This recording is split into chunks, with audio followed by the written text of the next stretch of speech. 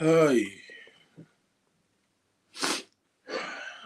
good day, everyone. Good evening, good afternoon, depending on wherever you're watching us from. Um, Welcome to Chat Room with the King. My name is Victor King, and I'm privileged to be your host for today. As you join in, please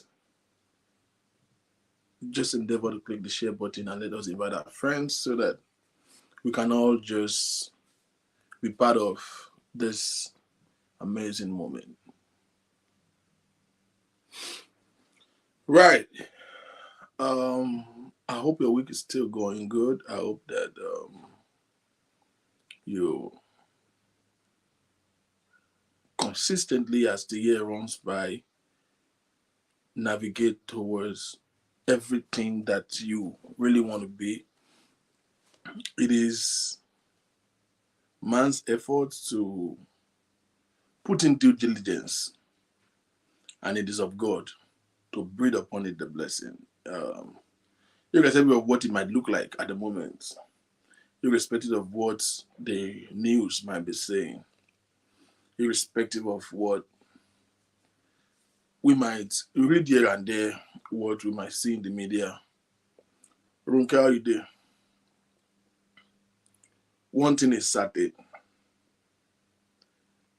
There are certain people that will make a landmark success, a once in a lifetime breakthrough of their life this year.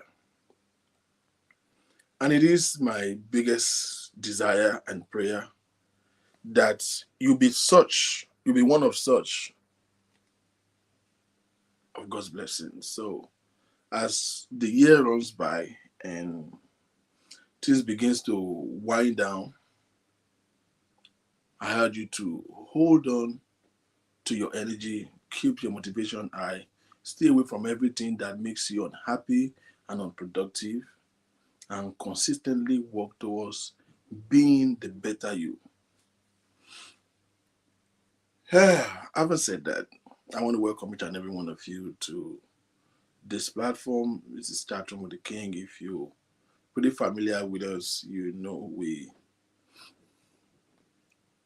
just rub minds on matters that got to do with life, our society, our well-being, and of course, being becoming the person that we really want to be. It is my desire that each and every one of us, you know, be in a better place and in a better space, and we can from this platform get resources and motivations that help us to be exactly what and who we want to be. So today, um, it's no more in news that I'm sure each and every one of us has been the unfortunate incidents and the death of that inspiring gospel singer, Osinachi. Unfortunately, I've listened to her song so many times, but I don't know her.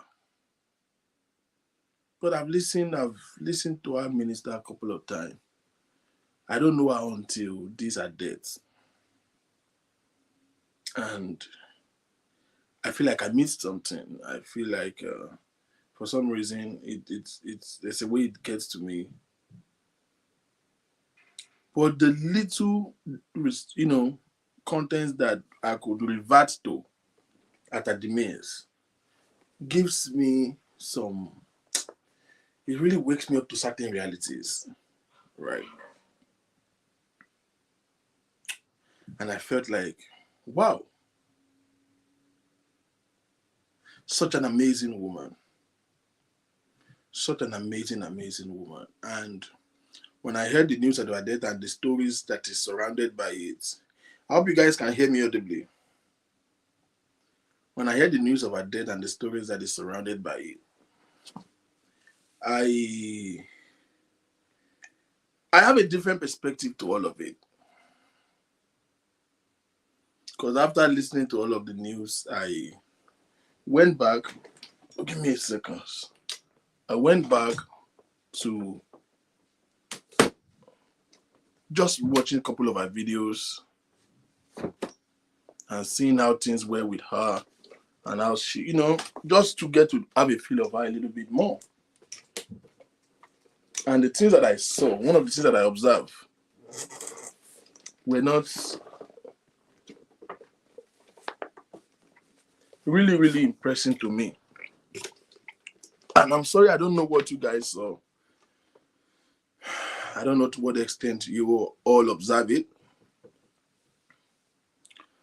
But one of the things that I noticed was that that woman was never looking healthy, was never at any time looking happy. She was at no time looking happy. Which breaks my heart.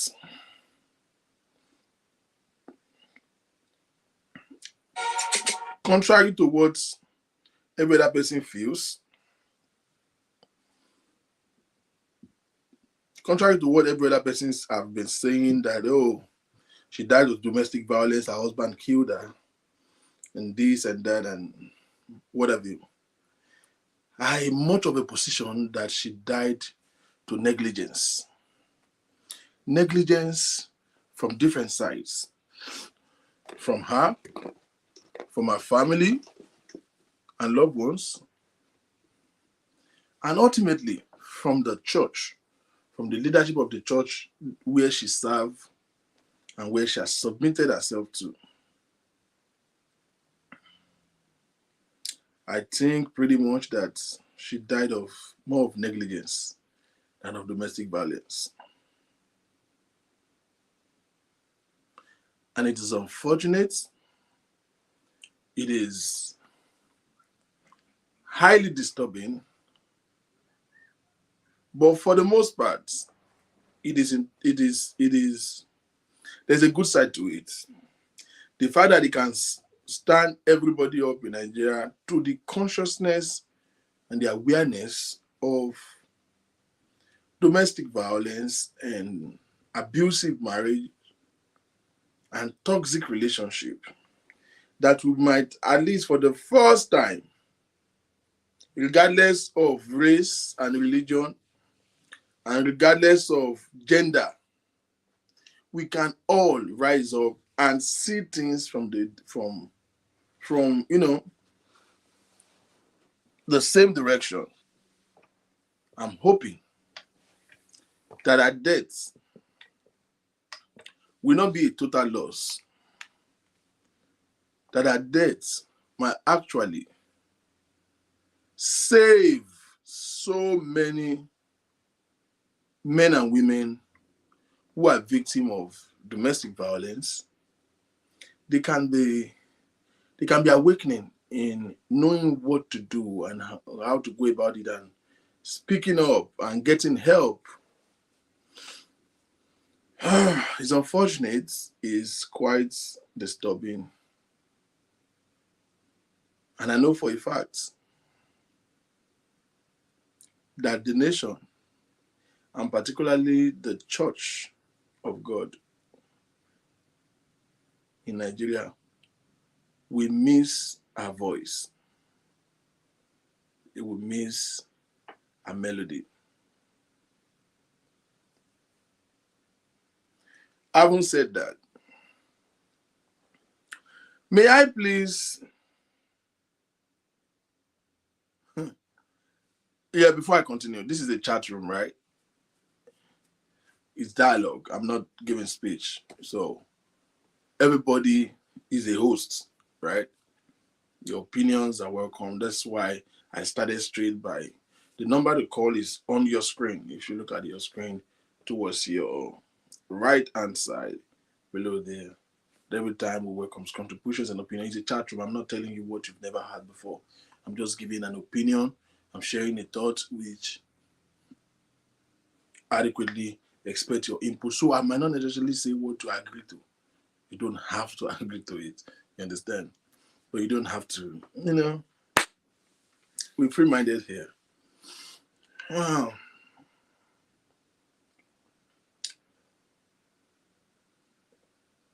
Right now, we are streaming on all of our platforms. We're live on Facebook, we're live on YouTube, and we're live on Twitter. Our handles are scrolling below your screens. You can please like, follow, and turn on the notification on all our platforms so that you can get our contents and you can be notified when we want to have our chat rooms like this.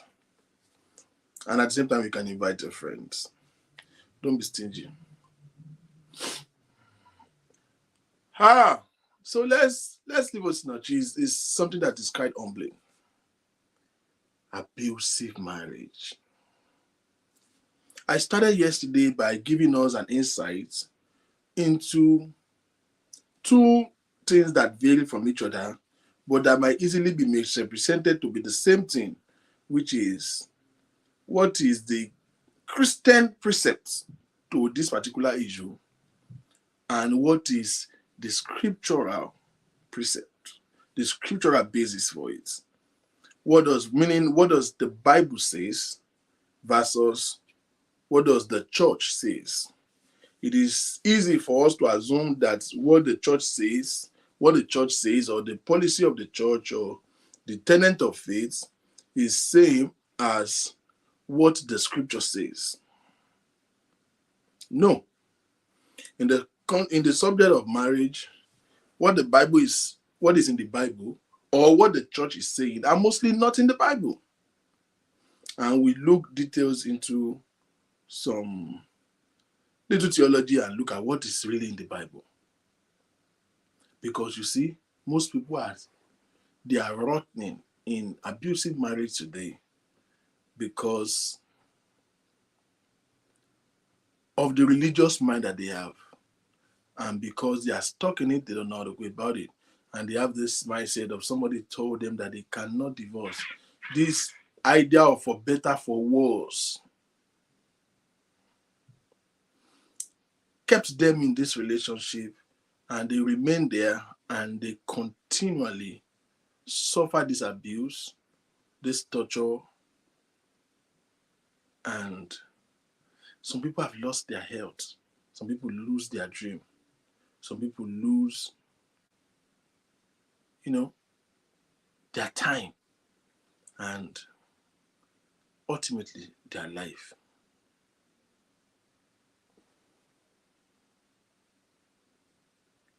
It is not of God to suffer abuse. The intention of God for creating marriage is for pleasure, primarily. I established that yesterday. The intention of God for marriage is for pleasure. One of the popular psalms, which we have made into song, we even not only recite it, we sing it. Thou art worthy, O Lord, to receive glory, honor, and power. For you have created all things for your pleasure. And for your pleasure they were and were created.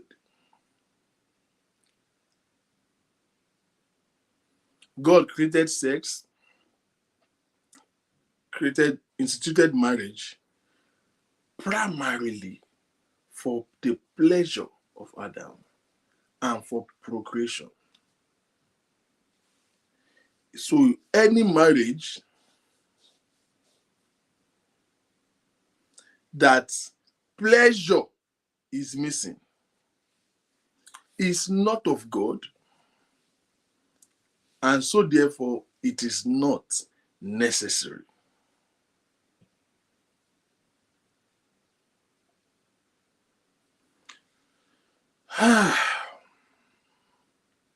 May religion not rob you of your own life.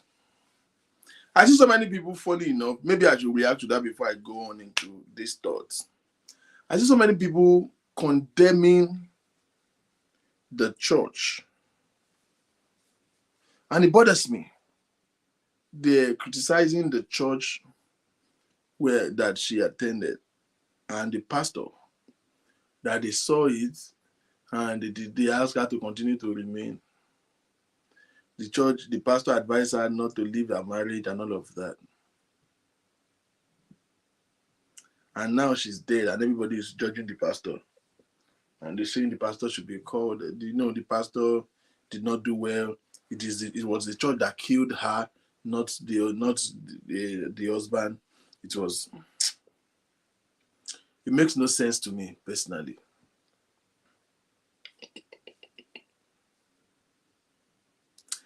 It doesn't matter. I have said this to you before. Nobody is as important in the issue of your life as you. You have a primary responsibility of yourself, because you see, everybody will advise you based on the perspective that they are seeing. Everybody will advise you based on their personal interests, including your parents. A pastor who has congregation, a lady who is a singer in church, in an ideal church where, a typical pastor, you'd think it will give her joy that one of our finest singers will have to go through divorce. He doesn't speak well on his own resume as a pastor, so he will do everything to discourage it. People advise you based on their personal interests, not much of their love for you.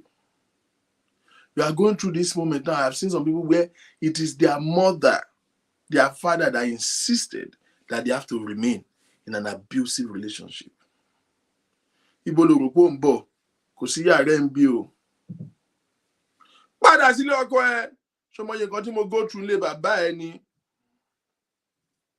Right? They will not even listen to her. They will not even hear her out. They don't care. They care for her, but they care more for themselves. Come on, is all they are worried about. The circle of friends are going to ask questions, and how they are going to feel, and the social disregard that ọmọ gbé níṣu lọ́kà, ó ti padà jẹ breakfast, ó ti padà wálé. That's their primary motive of continuing to encourage you to continue to remain in an abusive marriage. They love you, but they are rational for continuing to asking you to remain there. It's not the love for you, it's their interest. And you have to know that people, and that doesn't make them a bad person. People advise you based on their perception and their personal interests. Kí ni ká ti gbọ́?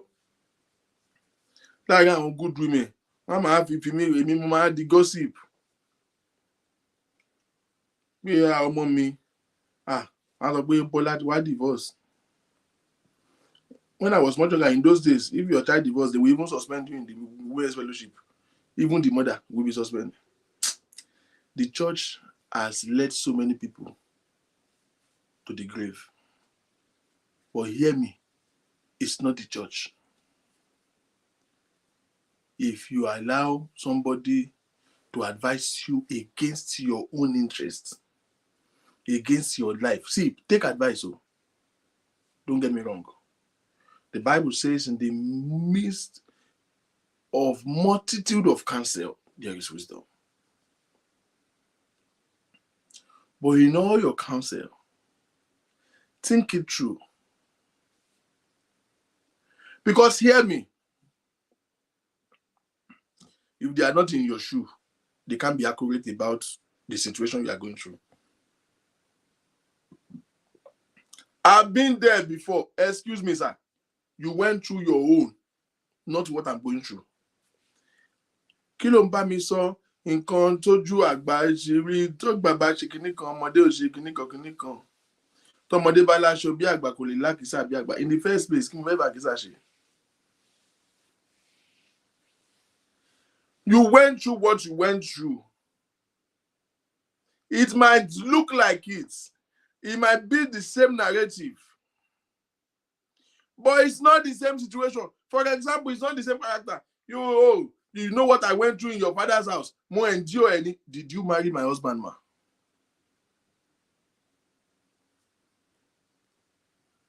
Mommy, ọkọ mi kọ́ lẹ fẹ́, daddy mi lẹ fẹ́. There are two characters. How they relate, how they respond is different.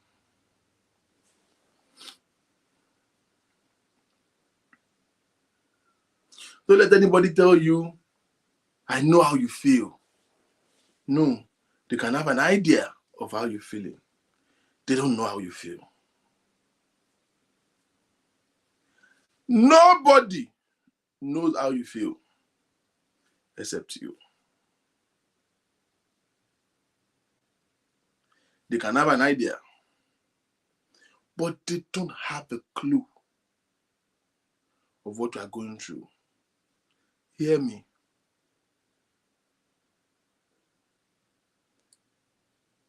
Níbi tí wọ́n ti ń yin ìbọn lu ẹnìkan, tí wọ́n dẹ̀ máa bà báyìí, ló máa bà ní àyà báyìí tó dẹ̀ máa ṣubú.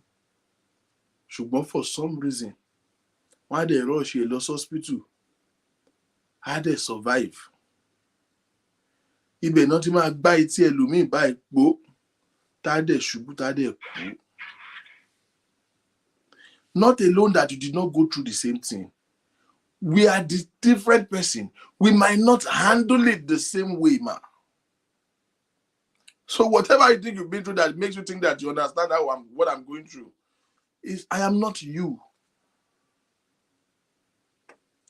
Níbi tí ìbọn ti pa ẹnìkan, ìgbà tí ń pa ẹlòmíràn. So if you go through it and survive it and you are better for it, who told you I have the temerity? Who told you I have the grace that you have? Who told you I respond to pain and pressure the way you do? You don't know how I feel. You don't know what I'm going through. You might comfort me with words and be there for me. But when it comes to taking a salient decision of my life, advise me and I will appreciate it.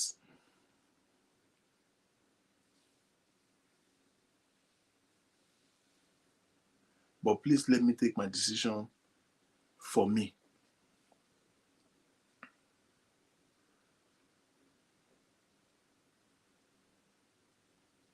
And if you have Victor, let's discuss emotional abuse as well.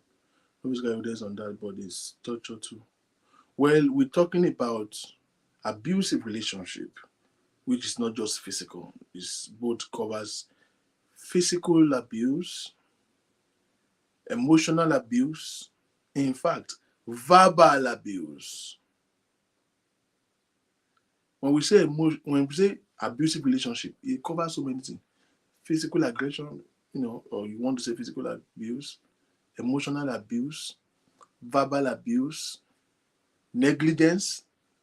You don't know that negligence is an abuse in marriage. Negligence is one of the highest, fastest killing abuse. Because you take a woman out of her comfort zone, out of her father or mother's house. Some of you even take the women, take them far away from their kindred, take them far away from 15 naira bus to her father's house.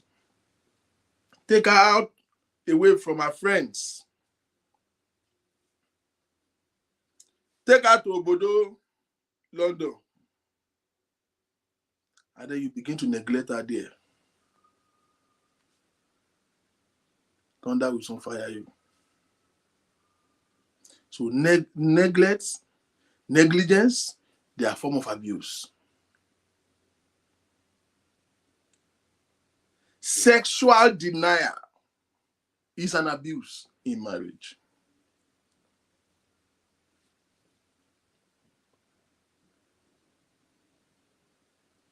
You will go and come back home, you'll be wearing box and be doing dangbala, dangbala.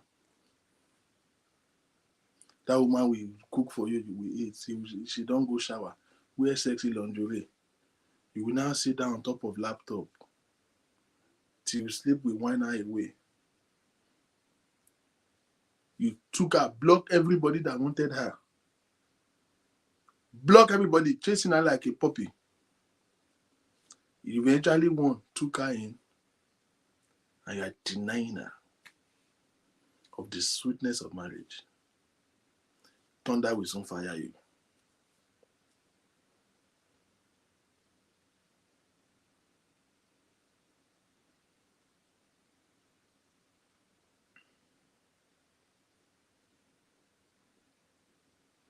Denial is another form of abuse. And that splits into so many ways and shapes and forms.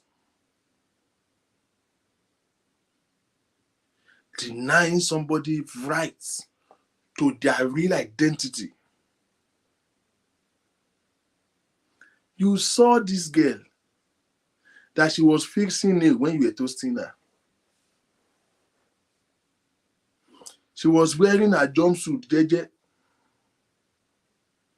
wearing a mini skirt.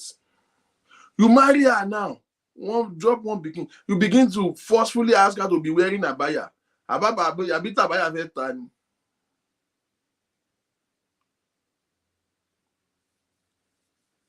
You met a girl at a party. All through the time you were dating her, you were taking her out on a date like twice a week. Outgoing girls have a full social life.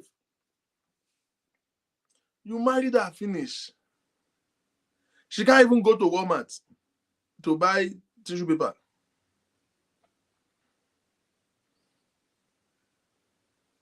I want to go and see my friend. No, they are the one introducing you to men. Hey, we have family function. No way. Okay, I want to go to the mall. No.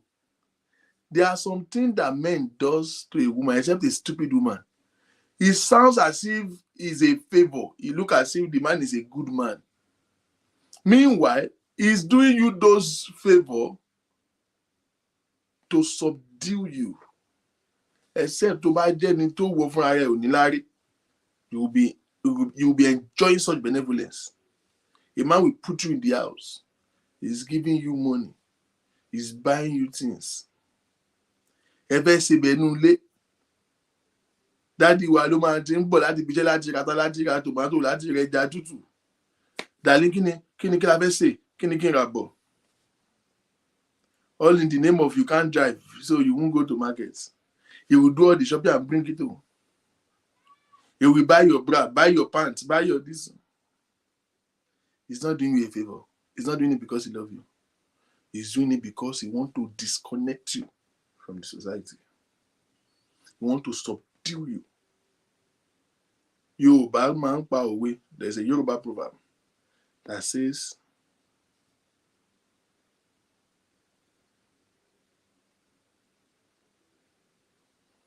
Ore tá a ṣe fẹ́ dìyẹ ò gbé. Bó pẹ́ títí á ṣomi toru sí ni lẹ́nu.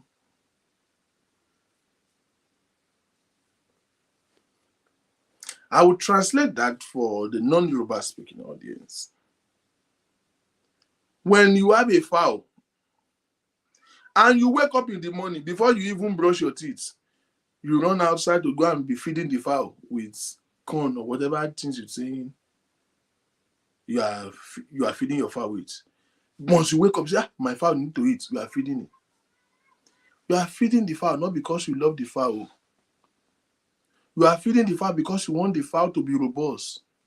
So that by Easter, you go, the same fowl you are feeding, you are drinking. The day you see the fowl choke his leg for attachments, you will run, help the fowl to remove it. Not because you love the fowl.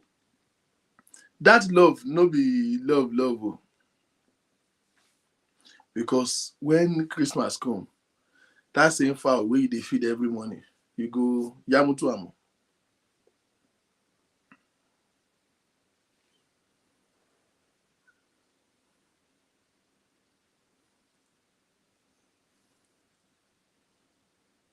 You go yam to him. So some goodies from benevolence that a man, does to you is not a favor. It's not being sweet. It's not being a good man. It's actually surmounting you, subjecting you, and reducing you. There are so many abusers. It's not everyone that is violent. It's not the one that is shouting on the woman that is an abuser.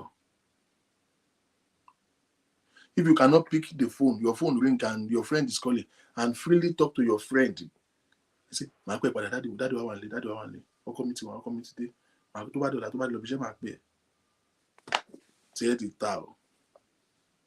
are not in marriage, you are in prison.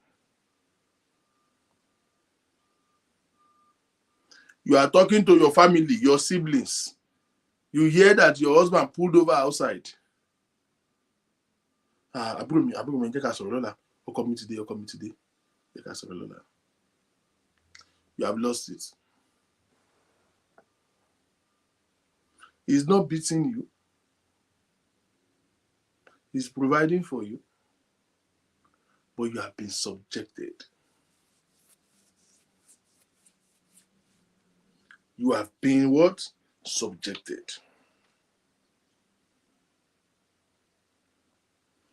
I must acknowledge that there are so many women who actually willingly submit to abuse.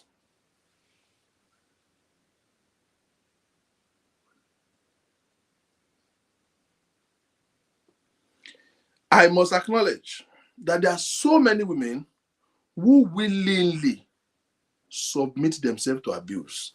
There are some women that love to be abused, as vague and vain as it might sound. It looks unrealistic, but there are so many women who evidently love to be abused. There are so many women who, out of their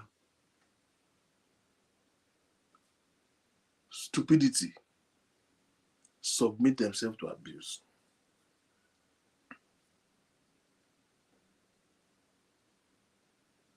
Some women, don't blame them, out of this whole time factor thing.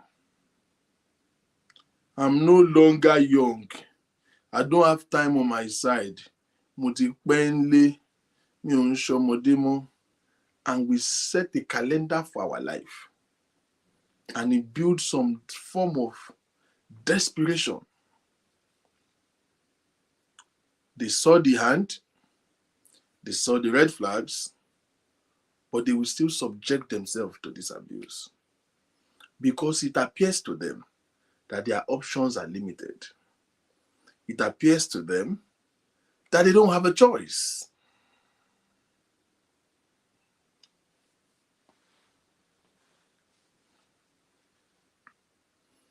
It appears to them that time has gone by. I would equally like to establish that it is not only women that is being abused. Men are actually abused.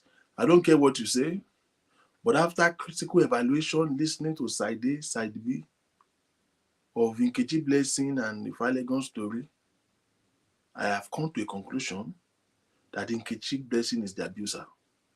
And that guy was ridiculously abused. That does not mean I did not acknowledge that guy is a nuisance. Don't get me wrong. It's a complete nuisance. Well, that makes a match. Both of them are nuisances anyway. But when it comes to abuse in that relationship, Nkechi Blessing actually abused that guy.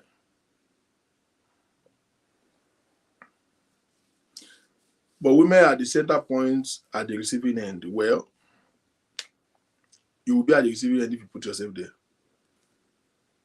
Not in this generation, in this age and stage, that I think any woman should see themselves like that. Hear me, women. You are responsible for your own life. And you have to always remember to take a decision that is in your best interest. Always remember to take a decision that is in your best interest.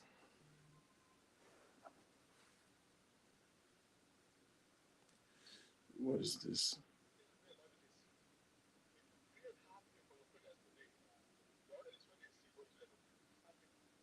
Don't get away.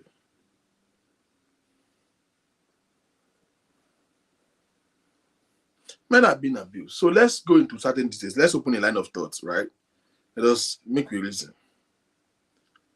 I'm sure every one of you have listened to that story. You have listened to the story adequately. This Osinachi story.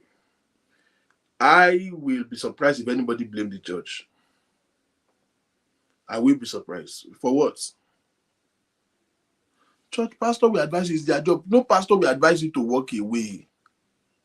And you should not even wait for pastor to give you such advice. It's not good on the resume of the pastor. You understand? It's not good on the resume of the pastor. There is no pastor that will, I don't care if they cut your neck there. No pastor will advise you to walk away. Pastor ló sọ bẹ́ẹ̀ o. Pastor ló sọ pé pastor ló fẹ́ da marriage ẹrú. You know men are very vindictive. Tomorrow the man will say pastor want to sleep with his wife. He's encouraging the wife to leave the marriage. It is you people that will still come and condemn the pastor. No pastor will advise you to leave your marriage. Alátiṣe ló máa ń mọ àtiṣe ara ẹ̀. Ṣé kò ní family ni?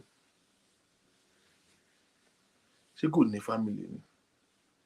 Now, the question where we want to start our deliberation is this. At what point, what is the deal breaker for you? On a personal note, now I want everybody involved. Now I want to read your comments. If you want to comment, fine. If you want to call it, fine. What is the deal breaker for you? Because the truth is, so many people are being abused right now, and they don't know. So many people are being abused, they know, but they are just exhausting their patience. So many people are actually exhausting their patience right now. There is a limit to human endurance.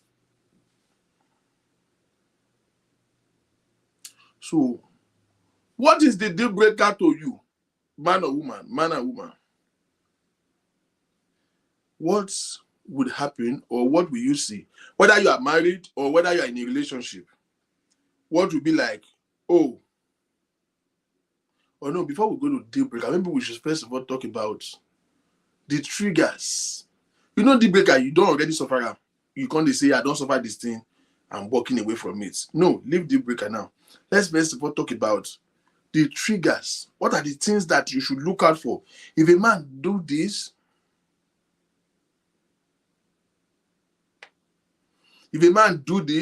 then he is capable of being an abuser. You understand?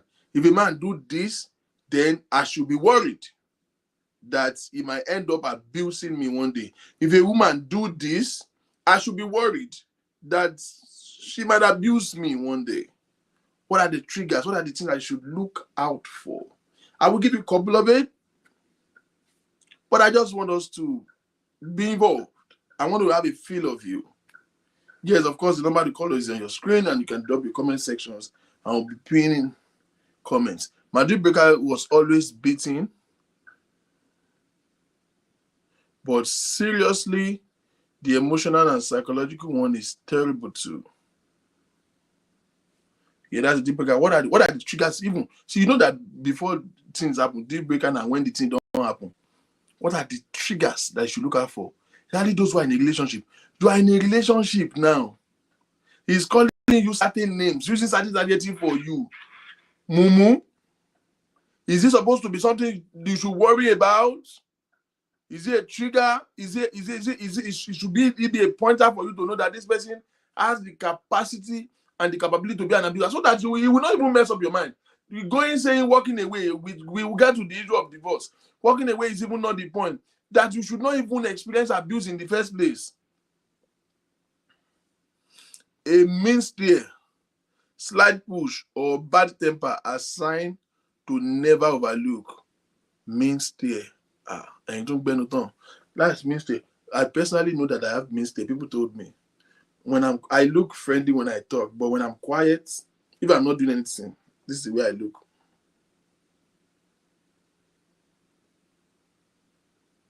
Because I think a lot. You don't know what is on my mind.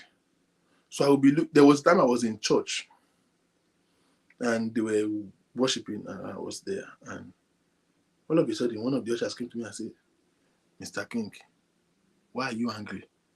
And I was like, surely a pay by. It means more angry as alone me look on me.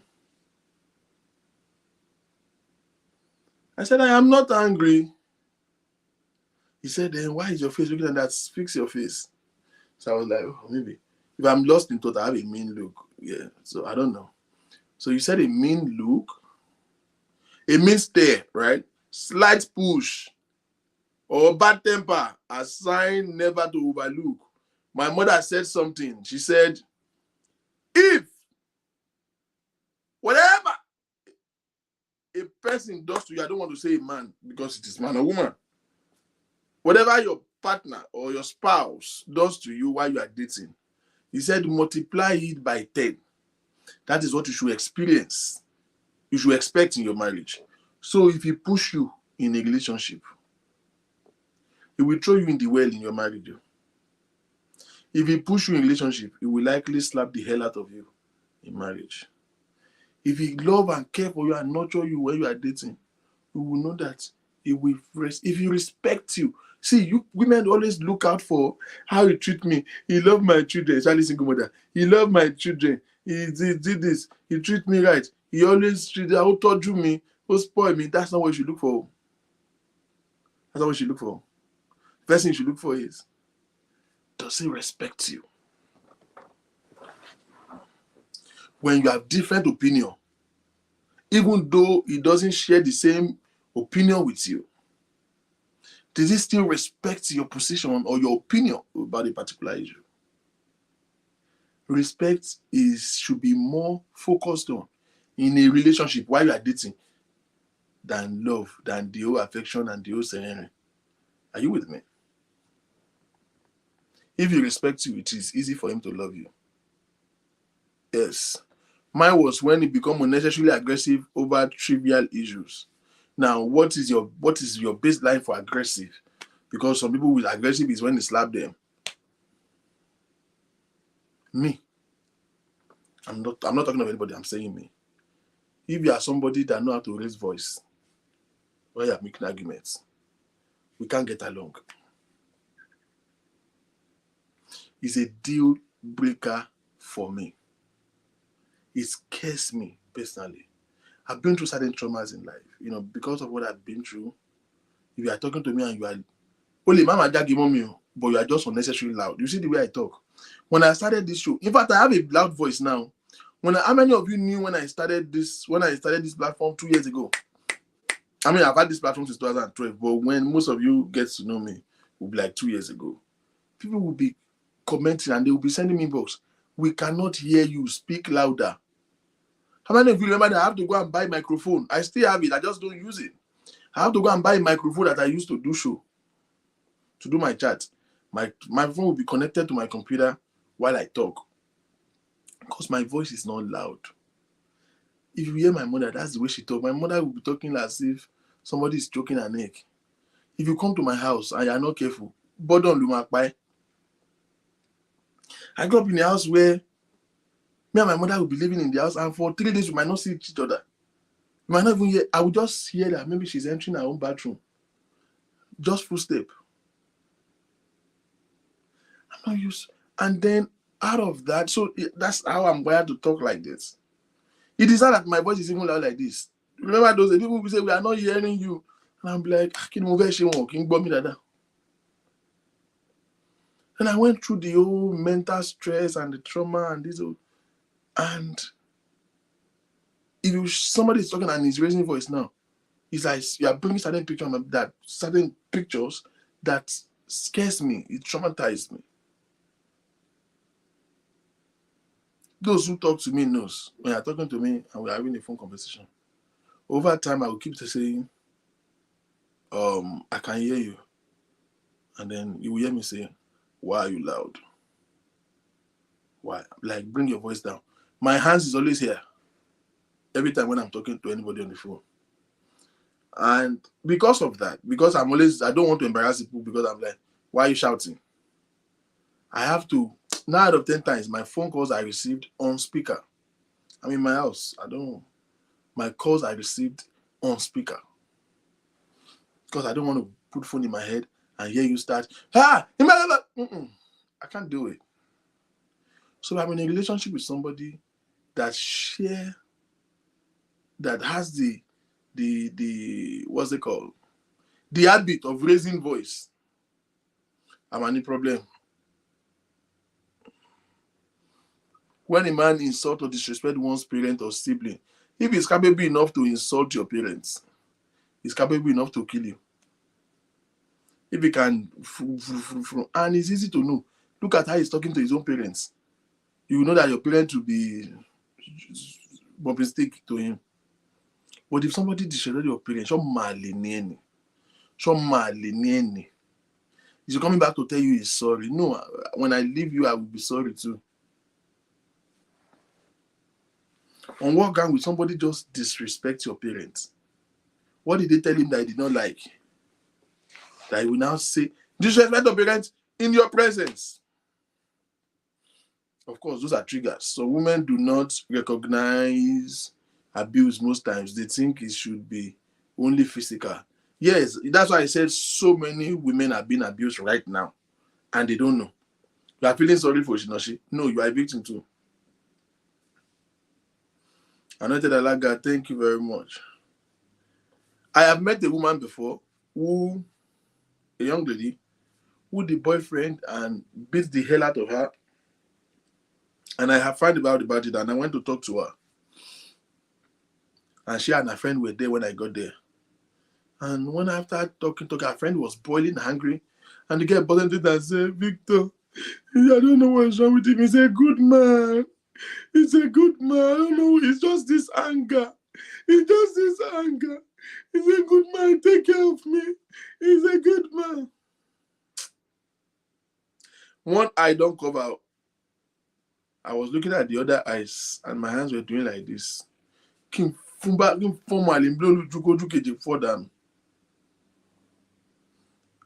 I was pissed off. And I asked a very simple question. What is the definition of good man? Because I'm not understanding. Where are you give me?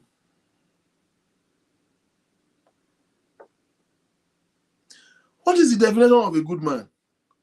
He's a very nice man. He's a good man. He's just this anger. He just don't have a control by his anger. Eh? Then it's not a good man.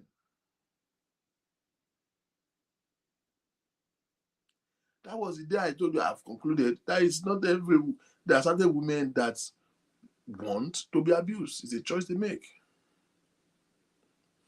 Not like the one you just showed. Those kind of sharp fire in the eyes. Oh, okay.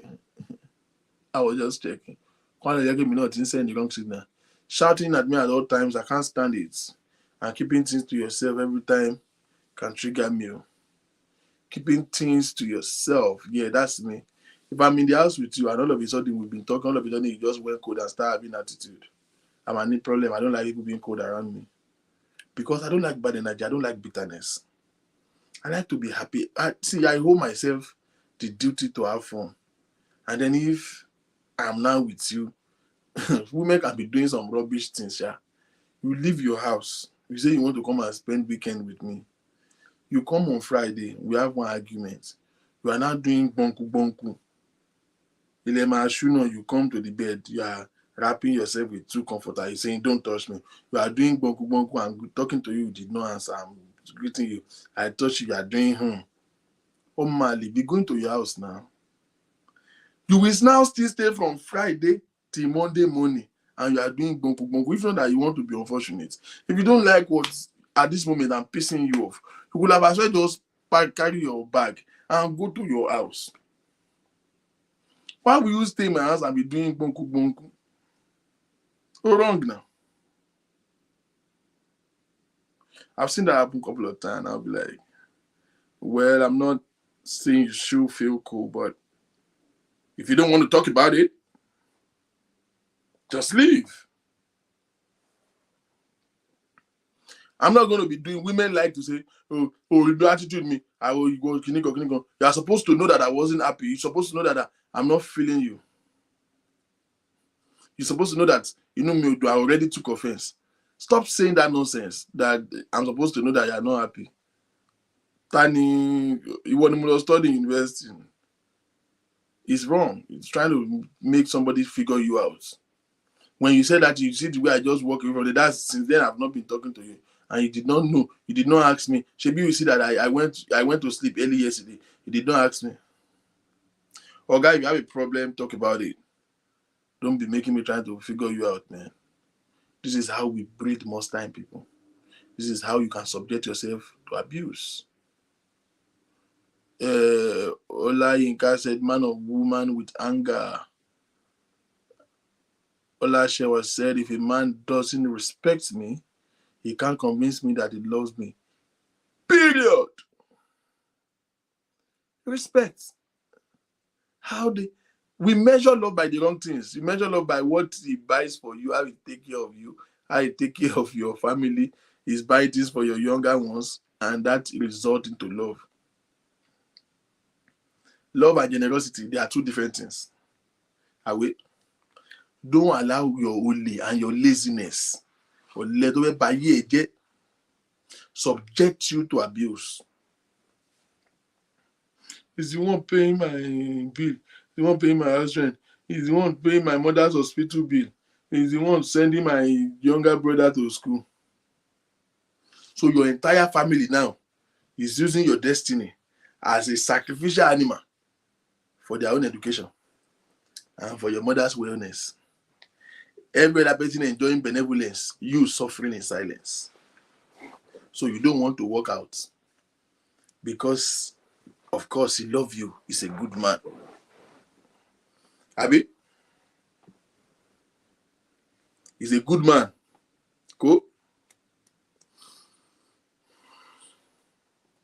Adeola Oladuni says, raise voice during discussion.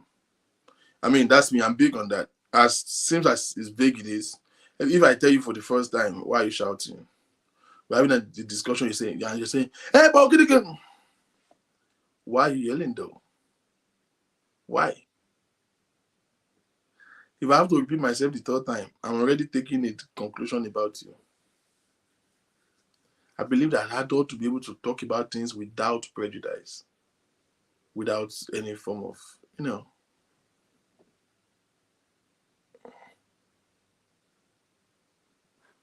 Okay, yeah. We always try to speak up there. Yes, my voice is not loud before. Who they mention my name here? Get away from here, Emilio. Emilio, I will cast you. Emilio, we are best me. I will cast you. Things I cast here, no. Take a look at Osinachi's case. The guy disrespected her family a lot, and she allowed it. Oh, really? I didn't hear that part of the story. So to my Lord, I want me a lot, and she allowed it. Why? Why? Not taking your opinion, keeping quiet on issues that are vital for both in marriage. I feel that is, I'm big on that too, trust me. Not taking your opinion. I mean, for me, you don't even have to necessarily take my opinion. Your opinion don't have to prevail. Women can be funny with that. Okay? He doesn't have to accept your opinion. Or sometimes he's still going to accept your opinion, but he can have a contrary opinion. That's the reason why we are adult. That's the reason why we can debate, Keeping quiet on issues that are vitals for both marriage. These are triggers. If a man can, let me tell you another thing that nobody has mentioned among all of you. reverting back to resolve issues at every stance that we have to talk about something. I don't kind of be witchcraft in it. To me, that's witchcraft. Wow. Hello. Yeah, good evening. Good evening. I would like to share my own experience.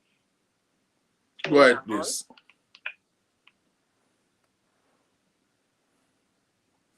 Hello? Yes, we're with you. I can hear you. Okay. Good evening, everyone. Wow, this story is very touching.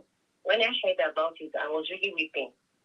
But at the same time, I was just like, the fault is not our fault per se. At times, we female, or let me say we young ladies at times, we are naive. Let me speak from my own experience. I got married to my husband my late 27, going to 28.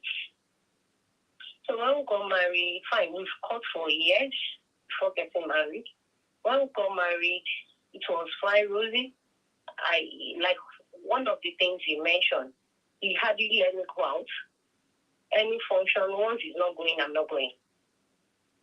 And all that, but I thought it was just love. I didn't take it as anything. So we kept on moving like that. Then I was pregnant.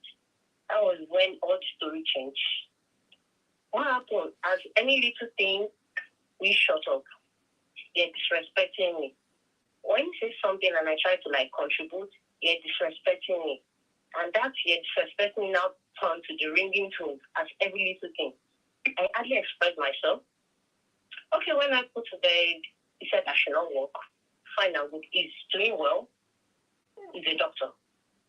So we kept on moving like that. Then the story changed. There was a time we went out together. On our way back, luckily, I met someone that I knew, and I was chatting with the person which I introduced him to. We were all chatting, and when we got to how could you be talking? You talk too much. The next one was Wosa. My face. Then I was like, what? Why did you slap me? You're still talking, I'm talking. The next one was Wosa. What? Like that. Slap. Also, then it started like that. So to cut the long story short, I wasn't working. I stayed in the house, so-called full housewife. Said, oh, you can't be taking my children and my child to crèche. Stay back at home. I don't need your money. I'll do this. Fine, he's doing it. When he's coming back, he buys all the food stuff, buy whatever we need. Mm-hmm. Even though the ones I don't need, he brings everything back to the house. Then, fine, things were fine and good. The only issue is he does not want me to be anyone. If you called and it's not a speaker, the next one called you. And all that. So there was a time psychologically I was really down. I wasn't working. Then when I asked for cash, the next was, who do you want to give the money to? What do you need money for? Don't you have card on your phone? Don't you have this in the house? All that. And I just need it for myself. I just want to. No. And if he wants to give, he will give something that you yourself you feel irritated. So luckily I make a decision. Thank God I have my degree. So I look for a job, which he kicked against. I called his mom. I called my mom to beg him and all that, which I started. So fine. The money I was earning there is not enough. I'm not even going because of the money. I'm just going because I just want to be You just want to go out. And have that dignity for once. So I was going. Luckily from there, I changed my work, what I was doing to something else. Then he noticed I was getting exposed. Let me use that word. Then the issue started. Once I want to go to the market, there was a day I went to the market. I came back. Luckily, whenever I go to the market like that and I come back, then what I do, once I drop my bag, is to change, have my bag and all that. So I just rushed to the bathroom, dropped the bag and all that, change, have my bag. Then luckily, when I was bathing, I left my undies in the bathroom with my clothes. So I've not packed it. So I would just walk in to the bedroom to change, to use the towel. On my going back to pack the clothes, I let him smelling my undies. What? So I was like, what? How could you? He said, no, I want to know whether you branch out your boyfriend. I'm like, boyfriend? You know how you met me? What do you mean by your boyfriend? Okay, fast forward. There was a time he went to work. He didn't tell me he'll come back. Then in the night, I almost died. I could not sleep. I was so worried. I called all his phone switched off. The friends that I knew at his working place switched off. So I waited to around 7 to 7. Then I called one of the big boss, the director. And the man called, respect another. Like, so my husband did not call home and say, really? We both left together yesterday. How come? I said, I was even scared. Maybe accident or something. He said, don't worry, you called. Then 30 to 35 minutes later, the phone came up then. I was like, hello, I'm on my way home. He got home. I was like, where have you been? Why? Did anything happen? I was worried. What he told me was, who asked you not to sleep? Because I told him I could not sleep. I'm sure I didn't sleep. Even my veins were pumping out. I was seeing my veins moving. I could not sleep. I said, why? He didn't come home. I said he met an old friend on the way and they just went somewhere to just wine away time and all that. And from there, he slept off. Really? Just like that? And you could not even borrow your friend to tell me you won't be coming home. Sorry. Then I tried to raise it up. The next thing I see was, I don't want your trouble. I'm like, which trouble? I only asked you a question. Then I noticed the mood already. So I withdraw. So since then, I was like, emotionally, at times I've been walking on the road, weeping, seriously. Before he bought his car, because let me say we started together. Before he bought the car, he was like, when I bought the car, I'll teach you how to drive and all that. It's a lie. He didn't. And when I raised it, he said, where are you going? Wherever you want to go to, I'll take you there. So luckily, I left where I was working to another place, then, which is a government job. Wow, that was the day I knew the person I married. I had an interview for that job that very day, which I told him. He said, no, wala. Then the next thing, you can't drop my baby at the crèche. You can't drop my baby at this. So you go to an interview, a government work like. He said, no, you can't do this, you can't do that. I said, okay. What will I do then? I can't go over there. Say, I will stay back. Okay, I said, thank you. Then I dressed up. On my way, we said, you dare not step out. You dare not step out. If you step out, I'll beat the hell out of you. Before I can say yes, no, pow, pow on my face. Swollen and start crying. Then I picked my phone and called my mom. My mom said, lie, she very good not. I said, Mommy, you did this. I've not been telling them. I was like, the thing I could manage. Because once I married naive, I was not that kind of girl that knows or talk too much like that. I don't really have friends. I have, but not those ones that disclose my personal issues. Okay, fast forward. Then he begged me. He said he was sorry. So I went for the interview. Luckily, it was still on. I got the job. When I got the job, then the story changed. When he checks the time I resume, he checks the time I close. Any little minutes late or from that time, trouble. It's beating. There was a day he used a plank to eat my leg. Wow. That day, I just picked my bag with the wedding certificate. I went straight to Ikoyi registry. I said, I'm not more interested in my dad. I want to divorce. What they told me there was, they don't divorce. I need to get a lawyer. That they only join, they don't divorce. So I went back to my house. My own mother told me, you can't come back here. What will I tell people? What will I say to people? What will I say to people? You cannot come back here. You have to enjoy. I'm like, enjoy what? I'll call him and talk to him. I'll do this. Which they called. And whenever they called, wow, he can manipulate Jesus. The way you even talk to them on phone, I'll be the victim. They're like, what did I say? I didn't say anything. What did I say? What happened? Before I could say APC, the next thing was, then he would just beg my mom that, no, he's the one that makes me, I'm sorry, ma, I will never do that again, ma. I'm even frustrating, ma. I'm this and that. Okay, fast forward to lockdown. That was when all the whole story changed. That I was able to defend myself because I've been going out, I've been meeting people talks and all that. Mm-hmm. I have a counselor where I work then. So I do have to tell her at times, she's like, wow, that I need someone to talk to. So whenever she sees me coming into the office with my face not swollen, frown, not smiling, because I'm the smiling type, and like she knew something happened. Then the next thing, she should just come to my office and like, just calm down. Calm down, it's going to be well. What happened?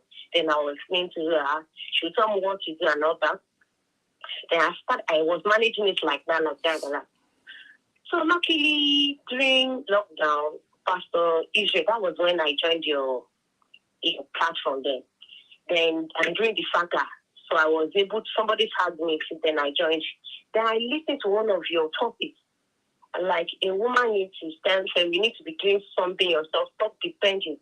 So I was like, I wasn't depending on him, but it's like this feeling is too strong on my own part. So then I started, whenever he talks, I'm like, okay, no problem. I don't say anything. I'll just say, no problem, all right, sir, all right. Like, okay. Then when I listen to your program at times, if I don't use a piece, maybe you were talking to pastor to come around, then the next like, you started following all this, then you started really confront you. Like, all these, la. Yeah, are they your boyfriend? Are they this? Like, take my phone. At times you search my phone, I didn't use password. You search my phone. It calls people on my phone and all that.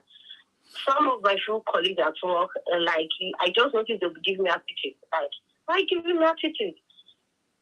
The few ones like, your husband called us. Your husband did this. Your husband did that. Your husband did that. I like, really? And he won't say a word. He won't tell me he called. If people call me and you pick my call, you won't tell me. Luckily, during the lockdown, then I started listening to your program. Then I started having confidence in myself. I talk to people. When he talks, I don't reply. I ignore. And all that. So to an extent that he was wondering that what's really happening.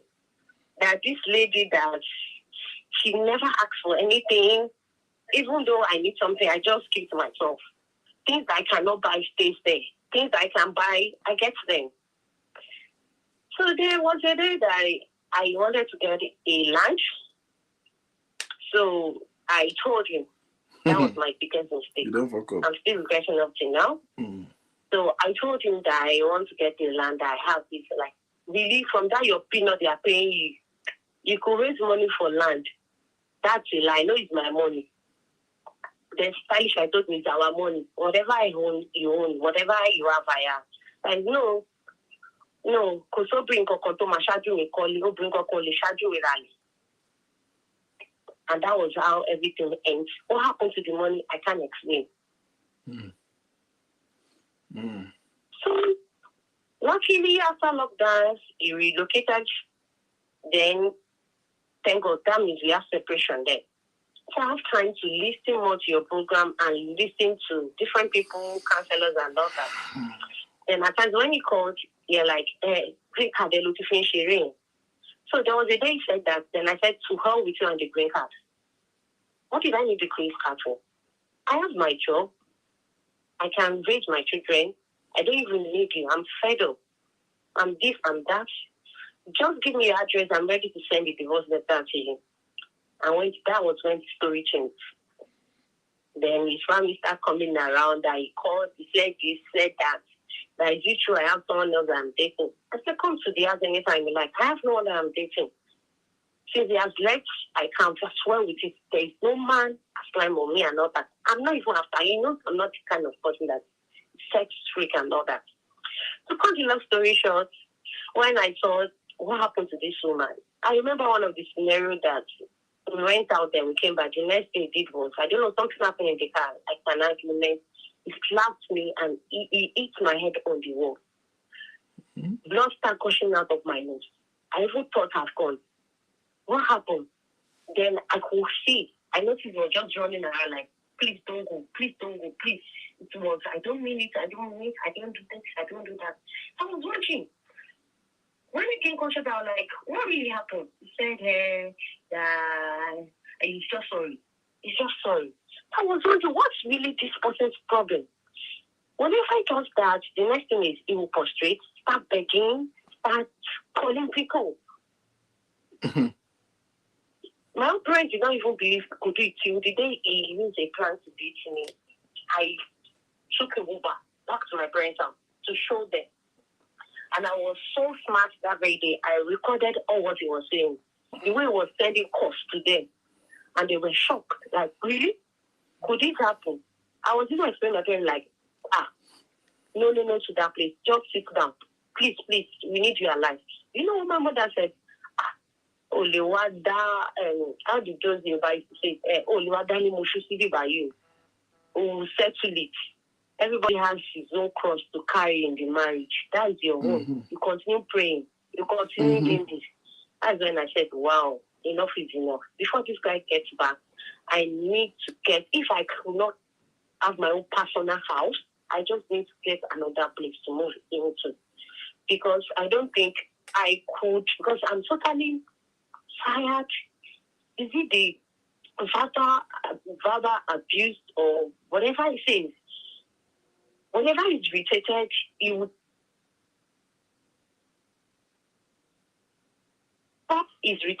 Whenever he's irritated, he just say things that you're like, God, is this me? Is this how God created me? So those are the things we go through in the marriage. And our parents, our family are not helpful. They are not helpful. They are not supportive. It's people from outside that they are always there with you. That's my experience that I said, let me just share with you. Whether I can have one or two things to just pick and just move forward. Thank you very much, Mr. Victor. Thank you very much. Thank you. You've been a blessing to me. God continue to bless you and upward. God bless you. I'm in the comment section. I'm listening. I'll continue to be one of your best friends. Thank you so much. Thank you. You're welcome. I really appreciate you. Wow. Okay.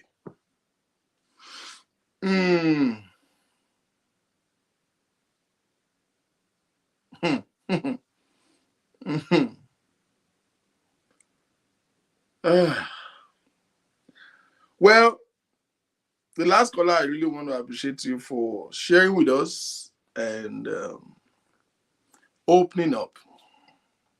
It is the first process of healing, opening up. Once you can talk about it, you are on your way to freedom.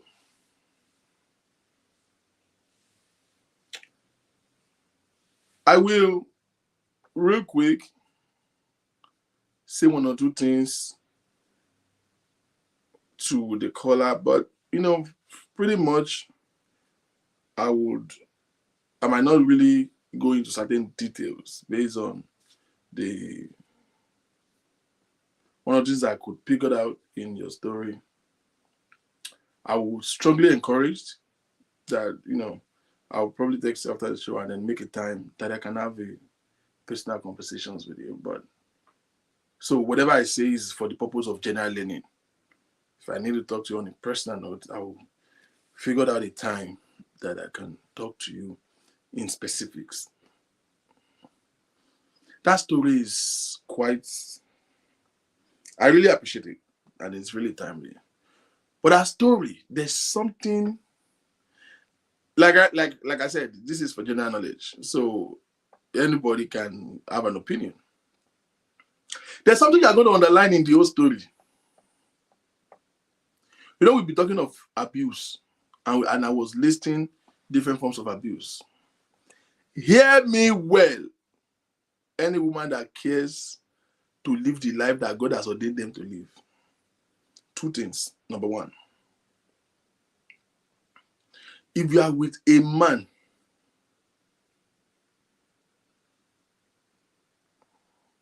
that makes you see less of yourself, a man that does not make you feel worthy of him or worthy of yourself, you are in an abusive relationship.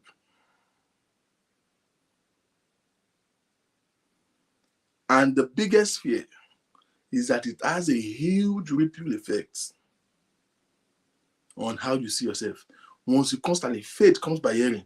Once you constantly hear those things, you will begin to believe it, and it becomes an identity of you. So you will run into what we call identity crisis. Number two, when you are in a relationship marriage with a man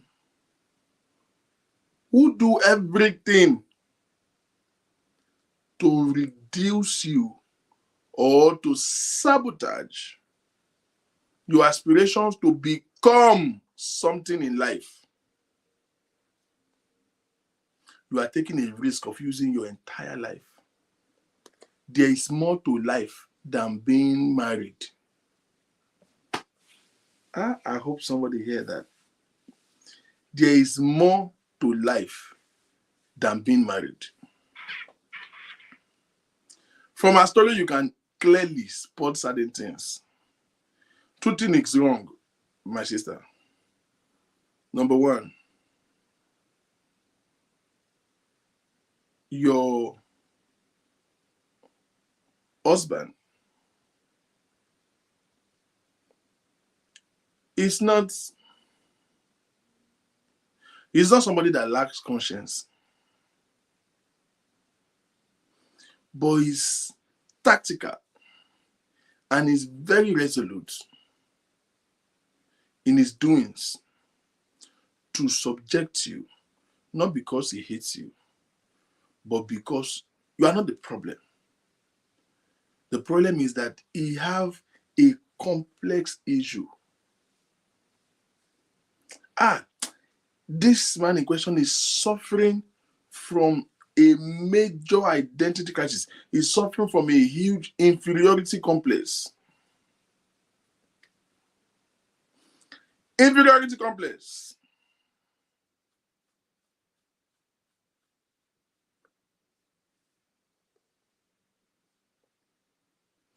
He has not come to realization of who he is as a man at all. So, see, if you don't stand for something, you will fall for anything. Have you ever met people, mostly it's always women, man, category, people that just always feel that everybody is after them for no reason? If you greet them yesterday and by error or by omission you did not greet them today, it feels like you hate them. Everybody hates them. People would naturally just draw enmity with everybody for no single reason. It's not the people, it's them. They just see less of themselves than who they really are. And hear me, women. Before you bother about how a man treats you or what a man does for you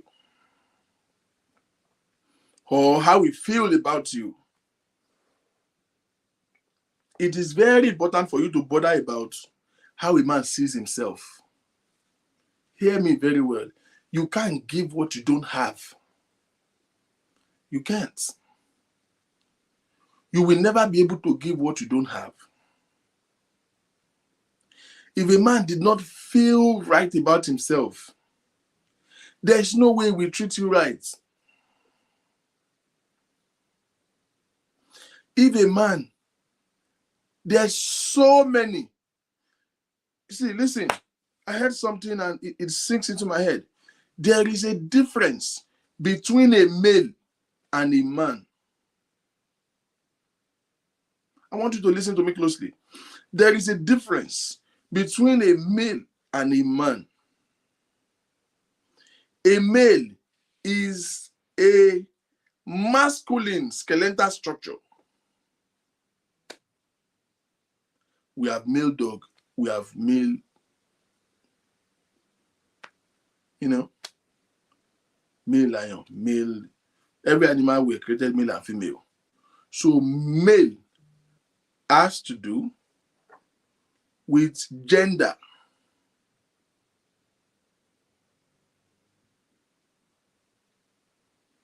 Male has to do with gender. But being a man has to do with a deliberate realization of who you are, has to do with growing up, has to do with content of character.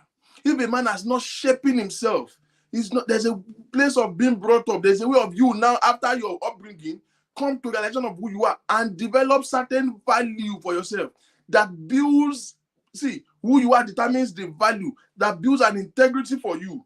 That's when you become a man. So there are so many boys that has been thrown into a man's body. Hello, good evening. Good evening.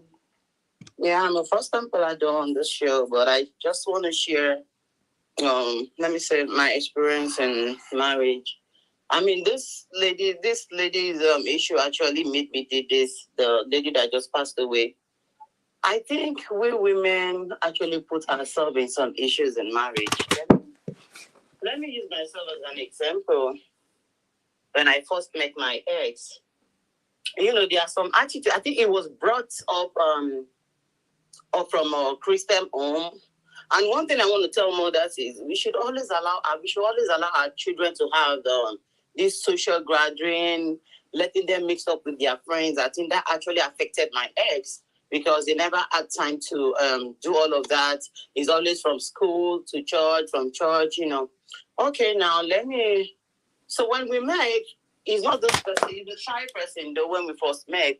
Before they could even open up to me, it took him like 9 months. He was always, perambulating and all. He couldn't speak up. So after a while, he spoke up and he told me his mind. I was like, I think we caught up like 5 months. So immediately his parents saw me because they are this Christian people. So immediately he took me to his family. His mom were like, wow, this girl will not go, this, that. We must meet our parents next week, this, Even me, I was scared. I told him, I said, why this rush? He said, well, they've been wanting him to bring someone home and they don't even know who he's going out with. I said, okay. So I think 2 weeks after they called me, they were like, Shala, we have to go meet your parents, this, that.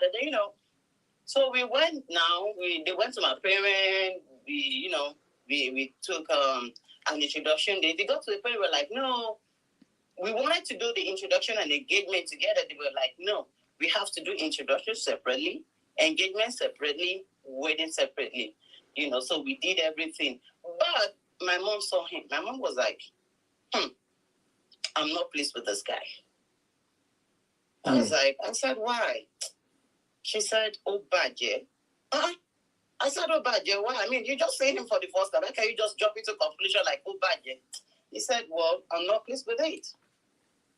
Okay, I took him to my dad. My dad saw him because my dad, they both look alike. Him and my dad, they look alike, so much alike. So my dad saw him and my dad was like, wow, he likes him, So we shall pick the introduction Daddy, date. We did the introduction and all like that. So after the wedding, we did our wedding as well. After the wedding, at least we're supposed to be in honeymoon. Even if we didn't travel or something, we're supposed at least, a week after wedding, we started fighting. What was the cause of the fight? We were supposed to go to a dry cleaning house. So he went there alone. And coming back, he came with a little girl, one small girl, like she should be between the age of, I think 2016 or thereabout. The lady sat in the car.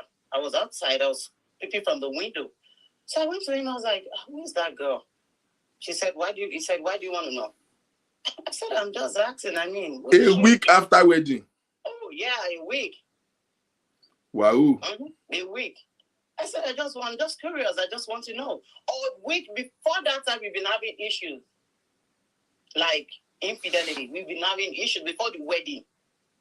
Wow. The wedding date was so close. I couldn't back off. When you are from a polygamous home now, you'll be having this attitude of, come on, don't do me. So I was pushing. But my mom, she was like, Shola, you are the only girl. Show to you. I said, yeah, I want to go for it. But my mind was shaking within me. But at the same time, I don't want to put to shame. Like, we have just, so it's just like a month to the wedding.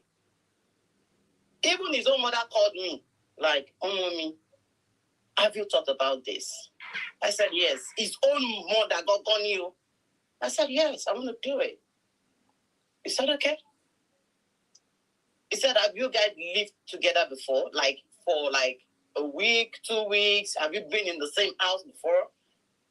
I said, it's just weekend I go, because then I was working with NNRA in Ikeja. I said, well, I go on weekend and come back on, leave his house on Sunday. He said, and how do you see it? I said, well, it's okay. He doesn't go to party. He doesn't drink then. He doesn't have friend. I don't have friend either. So I said, okay. Mom said, okay, let's continue. You know, but the excitement was not there. But I was like, okay, maybe things will change. Okay, we got married and everything. So that day, I was like, tell me who this girl is. He said, what is your problem? Why do you want to know about her? She's a little girl. It has nothing to do with the girl. I said, I know, but she's sitting in your car and let me know who she is. She said, oh, what that Korea will be? Then he picked his shirt and went and came back the next day. Oh my God. That day, I cried. When he came back the next day now, I said, okay, let me start begging. Who do I want to start calling now? Start telling them, like, this is what happened. This is what I'm going through. A week after wedding, he came back now. I knelt down. I begged him. I said, okay, I'm sorry. Whatever I've done, just forgive me. He said, you saw a lady in my car. You don't even know who the lady is. You start saying, this, that. I said, okay, I'm sorry. For peace to reign, I am sorry. Okay, where did you go to? You didn't come home last night. He said, I went out with your best lady. Like the lady that best me. I said, where did you? He said, just don't frustrate me. Go get me something to eat. I cooked now, I gave him. So that one went. So when we're talking about abuse, I think physical abuse is even better than emotional abuse. I tell people. So, I mean, I'm not in support of any of either physical or emotional, but I'm just saying. So let me not to waste most of your time. So he came, well, I think on his birthday like that, because we used to beg him, please take us out, take myself. Okay, then I think I had a delay of about like a year before I took him. Whenever he goes out and come back, you're like, I'm like, let's wait on God. 4 months after our wedding, we start going to different hospitals, seeing gynecology. We even went to one gynecologist like that. It was like, how long have you guys been married? I said, it's just 4 months. He said, please, can you both get out of my office? Go and enjoy your marriage. 4 months. 4 months, yeah. So when we got into the car now, I said, did you hear what this lady said? This guy said. He said, Dr. Yomokoto, sorry, how long does it take to get a prostitute pregnant? He said, if I badge it, there was one hotel right in front of the hospital. He said, if I badge into that hotel now and get a prostitute and make love to her, she's going to get pregnant. Wow. He said, but I'm not a prostitute. He said, I know. So I'm just telling you how easy it is to get pregnant. He said, one guy in his office got married before us. Now he came back some weeks ago and said his wife is pregnant. I'm not here, you're wasting my strength. I was like, okay, let's be patient. I went to my dad. I talked to my dad about it. My dad was like, just be patient.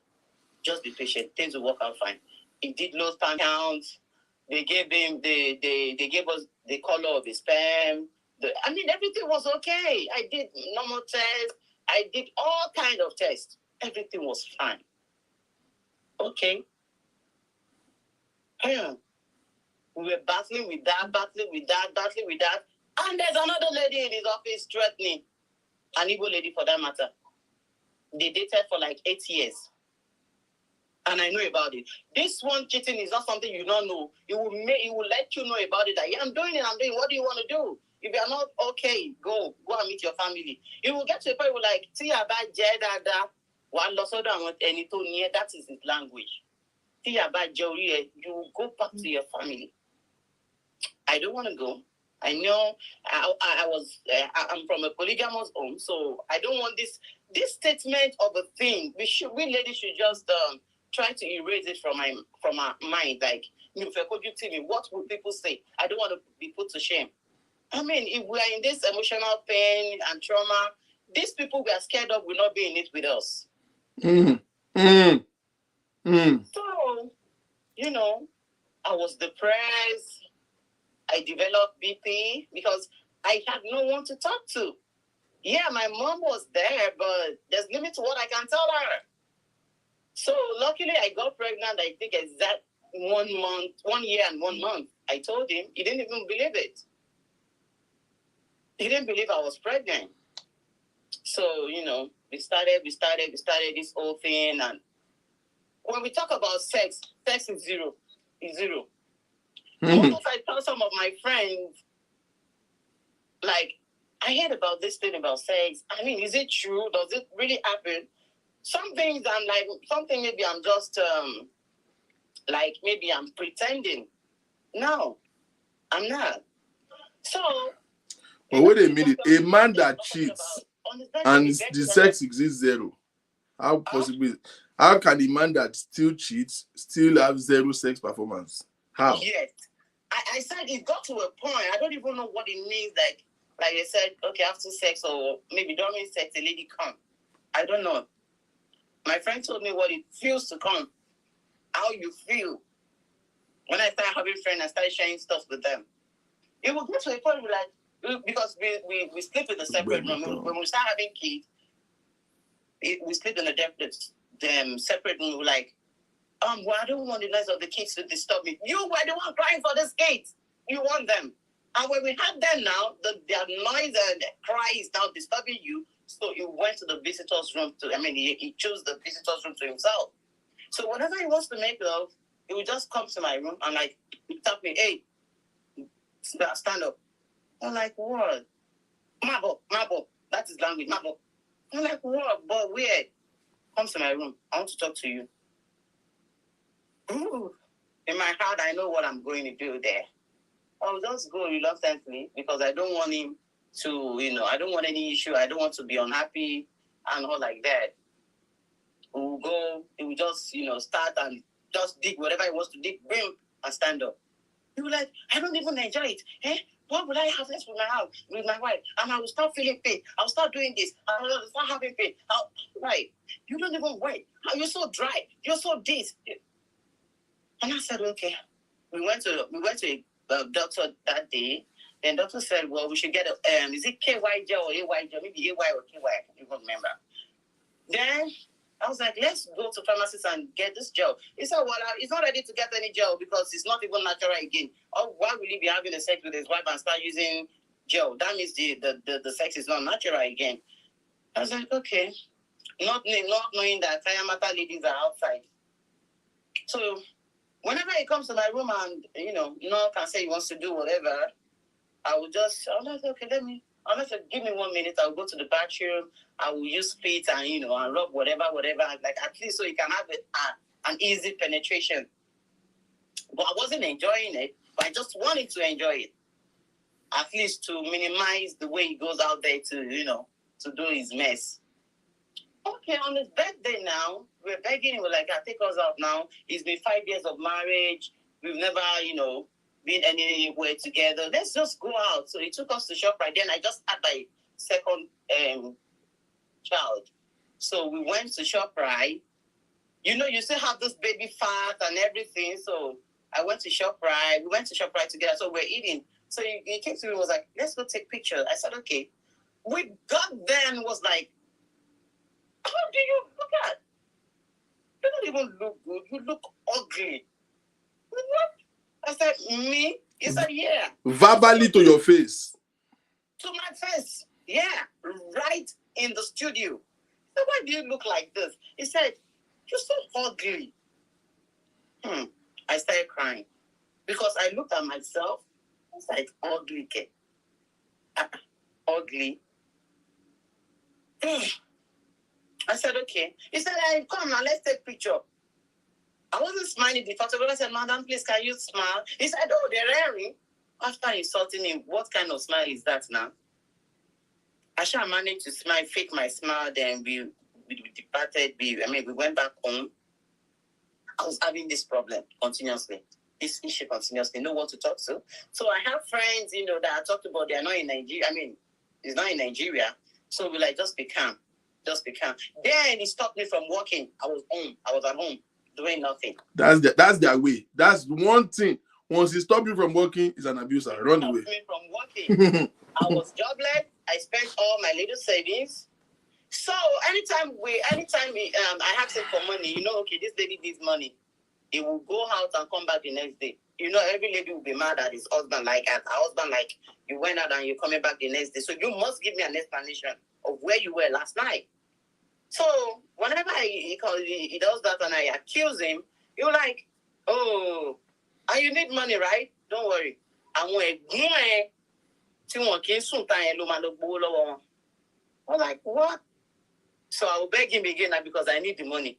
I will beg, like, you know what? Before I accept your apology, go get a notebook, 20 leaves notebook, write. It's like, write a sentence like, I will not do that again, from the beginning of the page to the end of the book. I'm like, wait a minute. Wait, hold on. Are you telling us a movie? I'm not telling you guys a movie. It's a true life story. It actually happens to me. You will write in a sheet of paper. I will not do it again. If it's a sheet of paper, it's better. A 20 leaves notebook.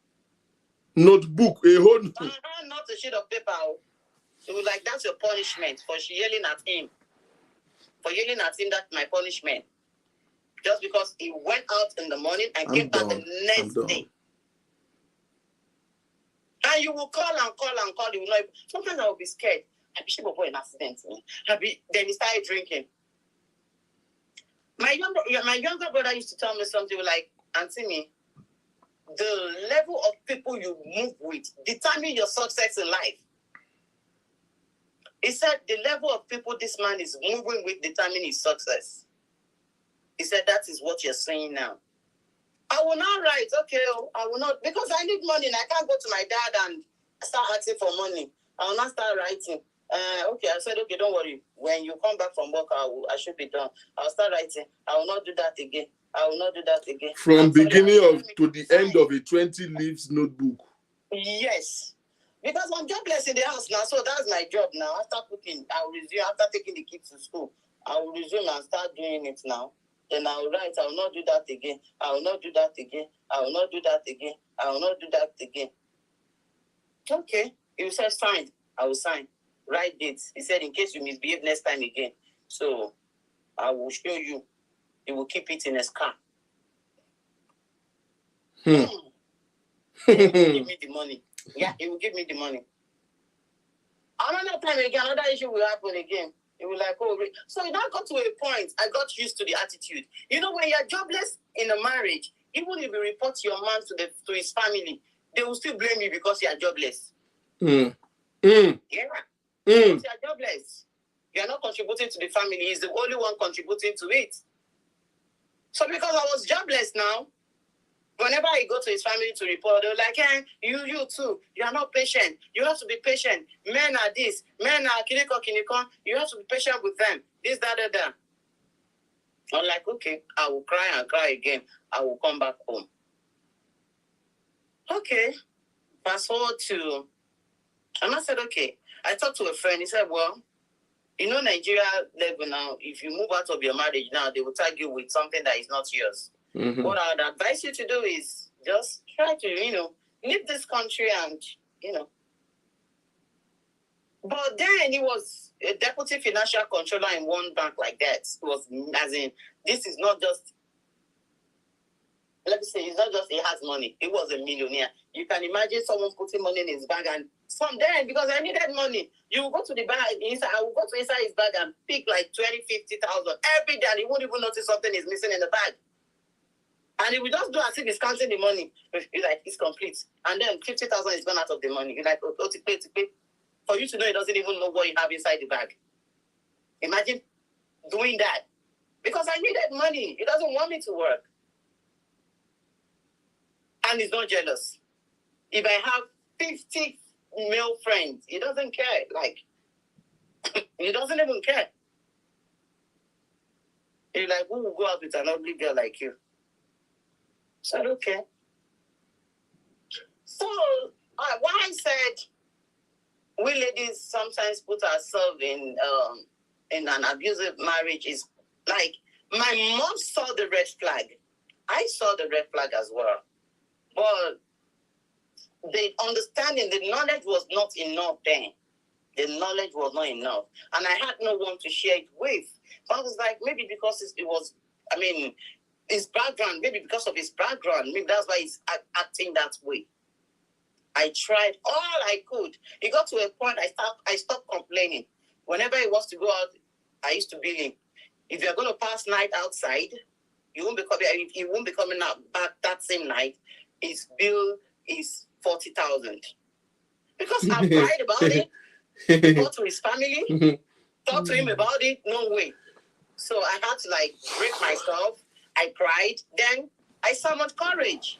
But luckily, someone helped me with huge amount of money. I started business. So, the pain, the love, everything started moving out of me because I have my own big business as well.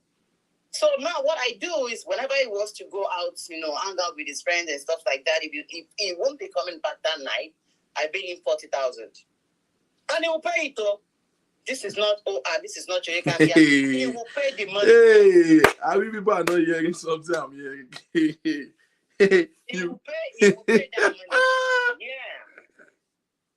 He will pay that money. If it's half day, maybe he'll be coming back around 12 a.m., it's 20,000. That 20,000, I will clean his shoe, I will pick his shirt and his trousers for him before he comes back from work. Then after that, he will set out to meet friends. If it's just from 7 to 10, that one is 10,000. At the quarter day, we have day. That's how we're living. So the feelings was not there again. The love was not there again. Even I can feel it from its own end. Because before I traveled down here, for 6-7 months, we stopped having sex. So we're living like co-tenants, There was no fights. Even his family were like, wow, you see, patience is good, but none of them know what was happening. Oh, they say patience is good, that everything is working out now. We believe we get along now, the love is growing now. Yeah, and whenever we want to go out, we go out in Anko. We wear the same shirt. Epa. So anybody that sees us outside will like, wow, God, when? We say, God, when? God, when? Where God, when? God, when? Pain. So I started getting money, so I was enjoying it, 40,000. Even it got to a point I was like, that any weekend, weekend. They were like, okay, I will go. Let me just hang out with my friends. But it's 12 a.m. I'm not staying 20,000.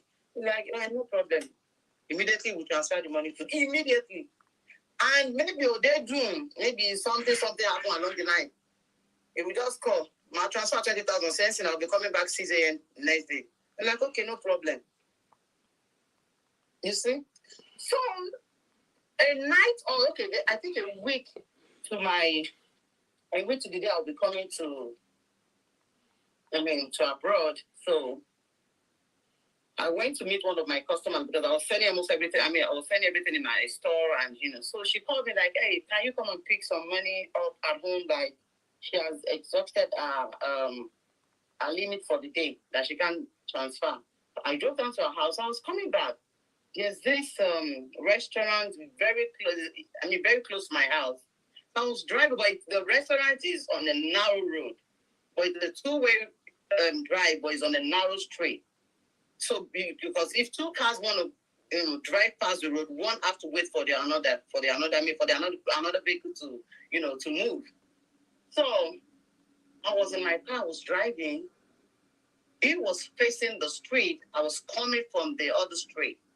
Then I saw him in the car with this young girl. They were kissing. It was even my son that saw it. My son said, Mom, look at that. It's kissing that girl. Your son saw him? Yeah. I have to bring down my voice because if I say it again, it's been like let's say 5 years now. If I still say it, it's still, sometimes we're like, Mom, do you remember one thing that happened one time like that? I'm like, no, it's just his friend. No. Like, but that's wrong.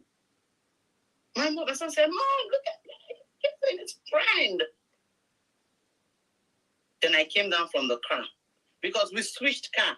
He went out with my car. I went out with his car. Whenever he wants to go on a date with a girl, he will go with my car. Whenever it's just an office thing, he go with his own normal car. So I came down from the car, then I walked up to him. Immediately he saw me, he came out and locked the door. He locked the girl in the car. I wasn't ready to fight, but I just want him to see me, because if I didn't go to him, he'd be like, no, it's not him. So I walked up to him, then I said, what is this you're doing? This is an hotel right here. Why can't you take this girl to the hotel? And I'm going to work, don't worry. I'm going. Hey, I'm on the phone. So, and I said, didn't you? He said, no. He said, I wasn't kissing her. I was just trying to take something off her eyes. I said, eyes and mouths, they are different now. I mean, the distance is. He said, you know what? Go home. Don't fret in here. Just go home. And I went back into my car with tears. But another thing was telling me, why are you crying? You're leaving. You're traveling out next week. So why are you crying? Oh, you already had your plans worked out. I feel so bad. But in my heart, I know we're done. So he didn't come back. He didn't come home that night. He came home the third night. He came home the third night. Yeah, he came home the third night. Well, I told his brother what happened and all like that. We're like, leave him. This, that, he will change. You know, man. This, that. I said, okay. So we started running like that. Till we both departed. So we're like, okay. Even my younger brother was living with him. Despite my younger brother was living with him, he still moved in ladies, different ladies. It got to a point, my brother told me that, Auntie me, if I'm working in an hotel, don't say, you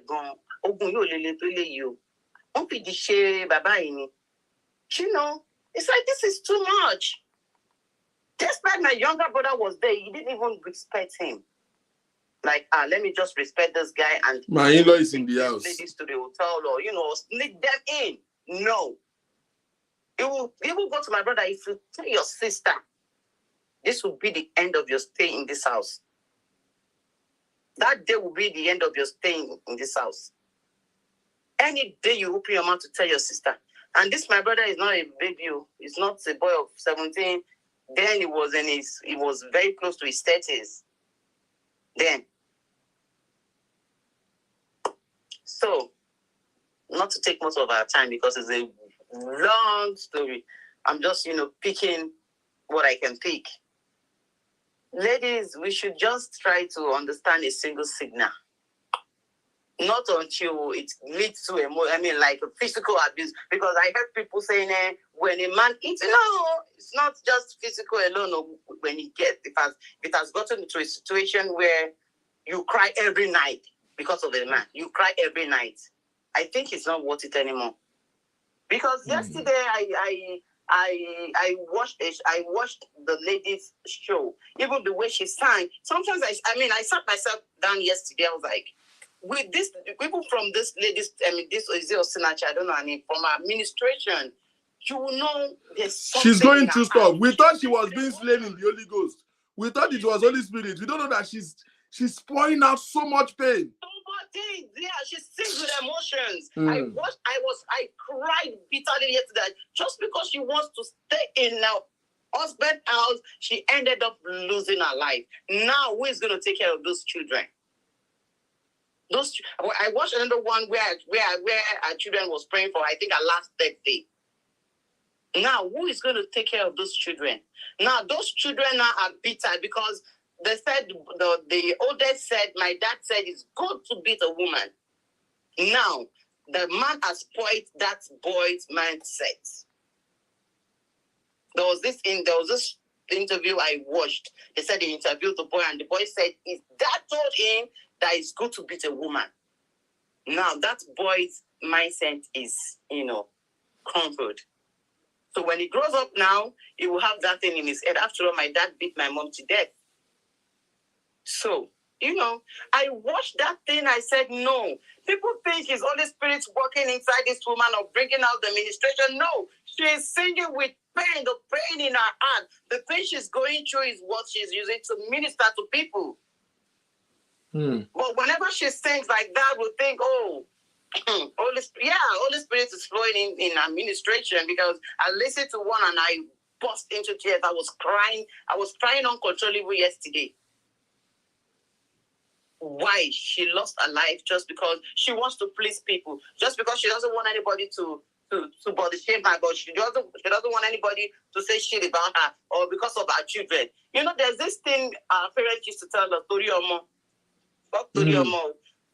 the children will live with or without us, with or without her now. The kids will live, the kids will be fine. But she lost her life just because she wants to please people, just because she doesn't want anybody to say shit about her. Just because she doesn't want anybody. Now, the people that Mia was even trying to, please my dad then, but my dad is no more now. The person I was trying to please is no more. The person, my mom that told me. Do you hear that? My mom that told me, there's limit to what I can even tell her. Because she will tell me, she will not think that that's what she for me. She doesn't even want to get involved in anything that has to do with relationship anymore with me.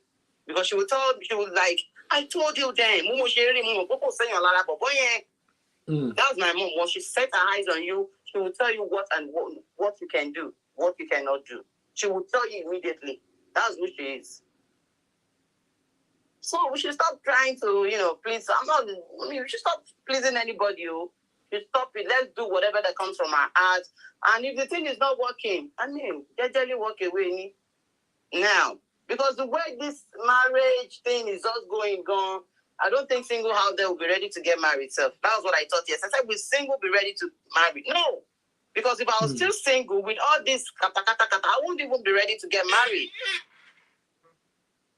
We understand there's no perfect marriage anywhere, but if emotional abuse is involved and physical abuse is involved, let's just gradually walk away. Because we can explain or express our feelings or what we're going through to some people, but it's not everybody that will understand. Explaining would not even make it better. You are the only one knows what you're going through. The people we are explaining to doesn't know. They only give us their own little advice, but we know what we're going through. And December, I got this letter from him. December 21st. You got what? Letter congratulations letter from him. That okay, this, that, I don't know. I'm not interested. Divorce letter. Wow. Yeah. I got the letter December 21st. So divorce letter is letter to you. That letter is not letter your December gift. That's the congratulations letter now. What? But somehow I was happy, somehow I was sad. At least I'm out of the bondage. It's not kind of them. You only slapped me once. I can just once outside. I was happy I got out of a marriage where I can't even talk, I can't express. I have to fake it. When you're from a polygamous, they were like, I fake. Even some of them will look at me and like, mom, I feel it's all right. I wish I have someone like hey. Yeah. Because I wouldn't even go to my family and tell my family this is what I'm going through now. I won't. I don't, rather. I don't. Even till my dad passed out, I didn't even say shit. Just a word to him like, this is what he's been doing to me. My dad died now. He didn't even show up. Not to call my mom, or to call my mom and tell my mom that, hey, mom, sorry. Sympathize with her. He His brothers called him and said, won't you call this woman? He said, no, he's not going to call my mom. My mom offended him. Whoa. Mm-hmm. He said, he's not going to call my mom. My mom offended him. I'm like, he called me 2 days to the burial. Please, can you send me the sample of the ashwebi they took? I had to snap it to him. Then he rushed down to Oshodi Market to go and buy it. He now go and Ankara. Imagine. At least then I've not even received the letter you're there. He now go and Ankara as son-in-law. Son-in-law wore General Ankara on my dad's funeral. So it's kind of overwhelming, but I'm happy now. So I'm out of bad energy, bad relationship, bad marriage. So we ladies should just try and understand any little signal from a man or little signal from a woman. So simple. So that's just my side of the story. It's long ago, but I'm getting ready to. I'm even late. I'm going to work. That's about that. Thank you very much.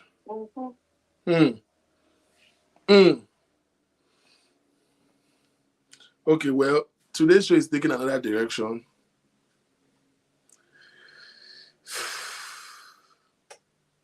We won't be able to cover as much. We won't be able to get into so. Meanwhile, we are speechless.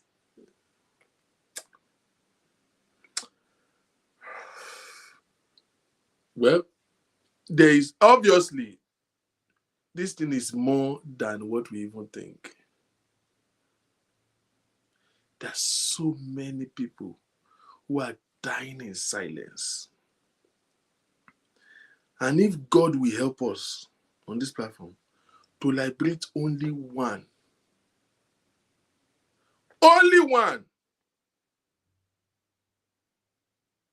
I will dedicate the rest of this month of April addressing this subject. Because there are so many dynamics to it. For the rest of the month, this is what we are treating. Abuse in relationship. Like I told you, it's big. That is a big word. Man, things they occur. And you don't know how much I relate with it because to me,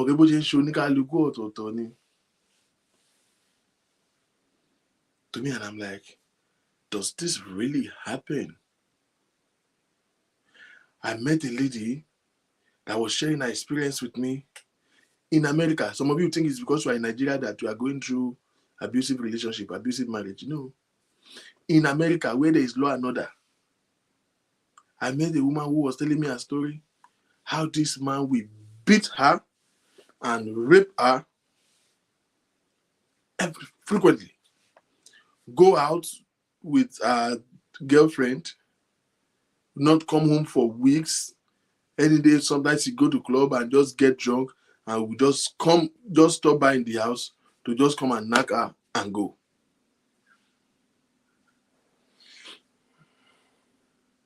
And almost beat life out of her.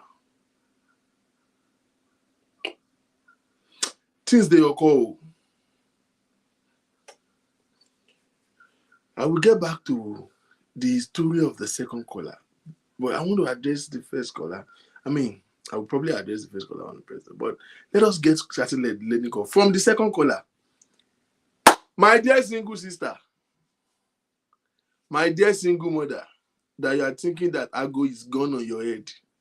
You're thinking that the pendulum is not on your side. You think that bell is not ringing on your head. Or bell has gone on your head. Ago ti lọ lórí ẹ̀. You think that they have passed on your head. Ọjọ́ ti lọ lórí ẹ̀. You are saying God when?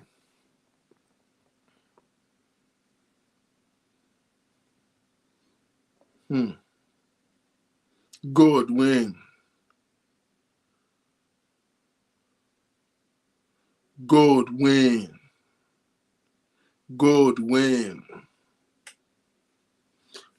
You are looking at those who are your friends who are married, and you are sad.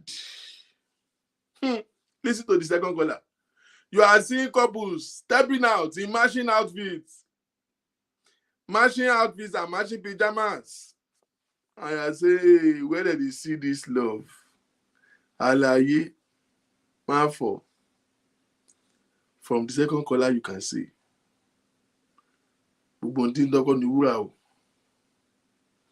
It's not every couple you see and you assume they are happy, that are really happy. So sometimes you are using people as a point of contact. I hardly know who are Christian. Oh, they are so good together. And Lord, I use them as a point of contact. Hey, some of you are single mother, you are living your life, and God is blessing you. Exactly those of you who are abroad. In abroad, you can easily be lonely. I get that. You can easily be overwhelming. Don't sue me. Don't sue me. If not for God being merciful, some of you, thunder should fire you by now. Because you are undermining the grace of God concerning your life. How many of you single mothers who feels lonely right now, who is listening to me? How many of you thought you could be and achieve what you are achieving right now in your life? How many of you ever imagined that single-handedly you will be able to raise your children? How many of you ever imagined that you have so much capacity on the inside of you? Some of you, your marriage did not work. It ended for God to bring out the best of you. God took you out of slavery. Sometimes you are mourning over what God is taking away from you. And now you are you are converting. You see couple, you just say,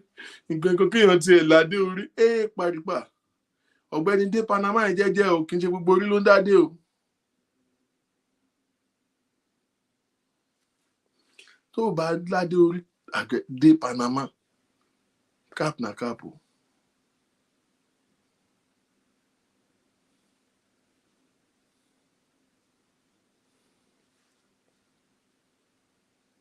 You are undermining the blessing of God on your life. Could you have imagined yourself? It's not easy. It can be overwhelming. But look around and look at so many married women that you are far better than. And stop walking around with bitterness, pains, and anger. And stop being such an ingrate.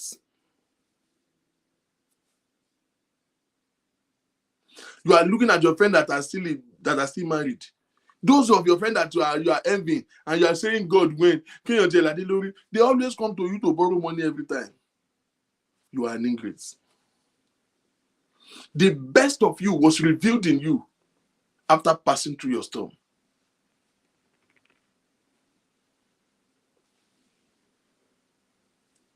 But the devil will not call your attentions to the better version of you that has been realized. The devil will not call your attention to every other blessings of God.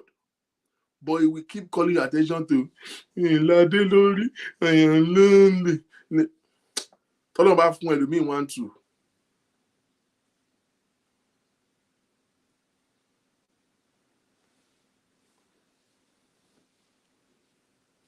Talk about there is more to life than marriage. Marriage is good, is enjoyable, is honorable, life is sweet, but only when you are married to your friend. When you are married to somebody that have your interests at heart. And if you are yet, I'm not saying it is not your thing. I don't believe it's not anybody's thing. I believe everybody deserves a companion. I've seen so many women that, oh, marriage is not for me. You are lying. You are deceiving. It's your pain that is talking to you. No matter how well you are doing, you can be better when you share your life with somebody who have a like mind. So at the moment, if you have not been lucky enough to be in that space yet and find that person, you are just in transition. But my point is, don't beat yourself up and stop walking around and your face looking like shit that somebody matched. Just walking around like with bitterness, pain, and anger, and making yourself look as if you are unfortunate. Some of you will have not been able to make any significance in your life if you continue to remain married. Adagbe Adafa, Ogbeni, you are not doing Adagbe Adafa because you are a single mother. May I let you know that there are so many married people who are doing Adagbe Adafa inside their marriage. Shakuku bi o wa san se radarada.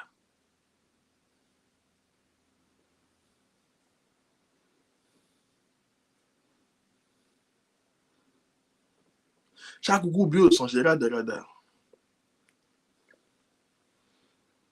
One of the moments I was going through a heated, turbulent time in my marriage. Of course, I'm a Christian. I have a Christian background. We went to church. And of course, I was a youth pastor of the church then. So I have a position of leadership. So whatever is going on with me cannot be shown, cannot even be discussed. Only the resident pastor knows about what I was going through. And that is because he has had to run to my house in the middle of the night a couple of times. We finished one service. I think it was a youth service. So I was the one who had the Sunday sermon. I mean, the little that I know and the little that God has helped me with, it was received as a very powerful sermon. So after the service, there was so many compliments and greetings that I was receiving. As I was walking out of the church, my ex-wife then was still having, chit-chatting with some women. So I hollered at her. I'm like, babe, whoa, it's standing on my feet for over an hour of sermon. I said, babe, let's go home, man. I need to go home. So I was hollering at her. So she was telling those who she was chit-chatting with, she was talking to some of my youths in church, that, my husband is waiting in the car. I need to go. So she stood back at things. And they're like, you know how youth can make jokes. Oh, girl, kinikon. We too, we marry. Kinikon. You just left us like that. And they were making the jokes. So while she was walking towards me, one of them was accompanying her. And the lady came and said, oh man, the service of the day was banned. Mr. Victor, you should be preaching every Sunday. I was like, no. And she got too excited. Says, Auntie Fumi, I'm beefing you. I'm beefing you. You don't know that Mr. King is asset, Abi. You have this kind of, we beef till we get to church, as for this. But when you get to church, you have to, couple together. Because I'm a leader in church. And so the lady started talking nonsense. They say, Auntie Fumi, you have this sweet man. Look at him. Look at the way he talks today. And she was just like, so she, and she was just walking to the car. I was already opening the door of my car when she said, I can't wait to be married. You guys are always just challenging us, man. You are just a model to us. Do me. He said, I can't wait to be married, man. I just want to have a perfect marriage like yours. And I said, Linda, may God give you a marriage better than mine. She said, you guys are just super perfect. I said, Linda, may God, and it was a prayer from my heart, give you a marriage that is better than mine. You think this is sweet? Well, I don't owe you any explanation. I said, but be careful what you wish yourself. Be careful what you wish yourself. Some of us have to fake it because of the responsibility that comes with leadership. I didn't say that to her. I just said, God will give you the one that is better than this. Okay? So you want to work yourself out. You are beating yourself up. Kéèyàn tiẹ̀ làdé orí, ó ti sú mi, àdàgbé àdàfà. Àná àṣẹ mi, àná life ẹ̀ ṣe mí o. I'm sorry for your sorry. Are you with me? Now, we've had 2 very intense stories. In fact, the second caller, I'm almost feeling as if she's telling a movie. In my entire life, and trust me when I tell you, I've had a lot of story of abusive relationship, abusive marriage. I talk to people almost every day. Right 3 o'clock in the middle of the night to this morning. You see, somebody was saying, Abefe was saying, look at my eyes that I need sleep because I almost stayed up the whole night. I talk to people every day about their personal issues, and by the grace of God, provide counsel that, can make them be better and come out of their situation. I have had stories in my life. I've seen a couple of one. And trust me, I had experiences.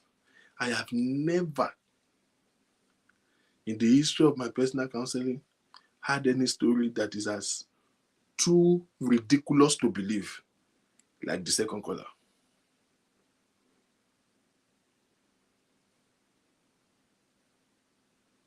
I've never had anything that is so that's why I had to pause. I'm like, are you telling us a movie? Like, is this supposed to be a script? But do you want to hear the truth?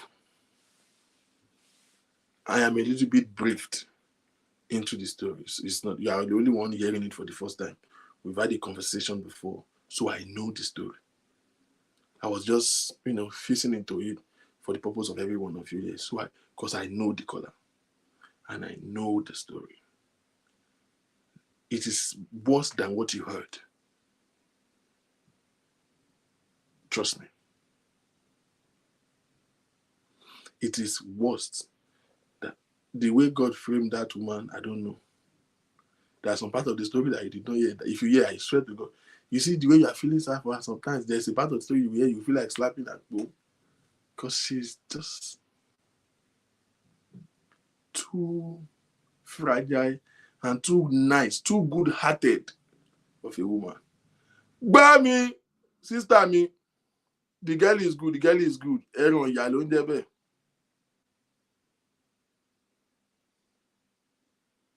The same Linda now.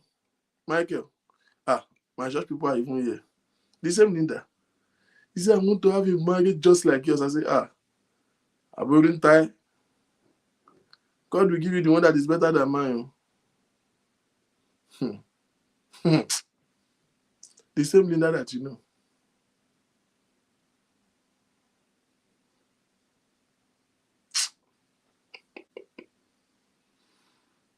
My sister, the girl is good. The girl is good. Let me say something because we need to go. It's going to be, I'm sure it's the middle of the night in Nigeria right now.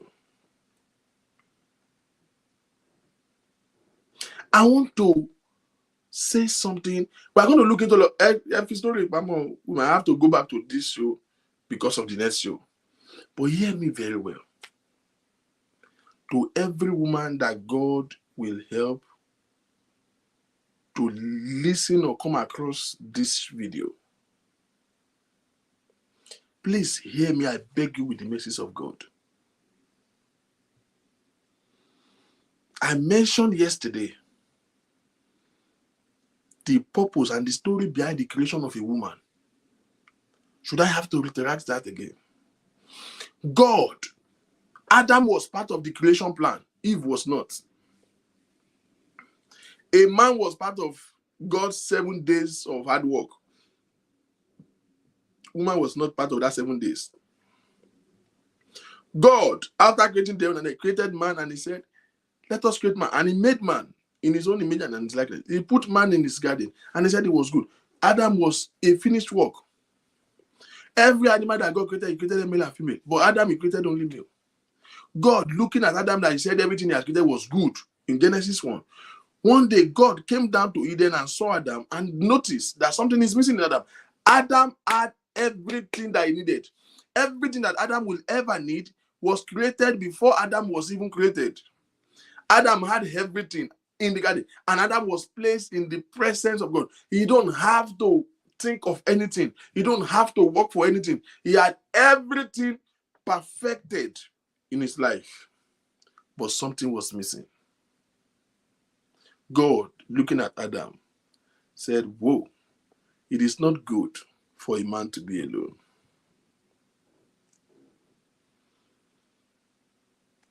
I will create for him a helpmate."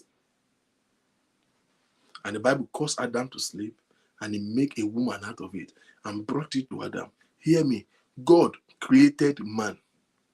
God made man. God formed a woman. A man was part of the creation of heaven and earth, but a woman was formed for a purpose. You are not created. A woman was formed to fulfill purpose. A woman was formed after everything that was done perfectly was done. A woman is an improved version of creation. A woman is an improved version of what that has been called perfect. There was an imperfection that God had to form a woman to suit.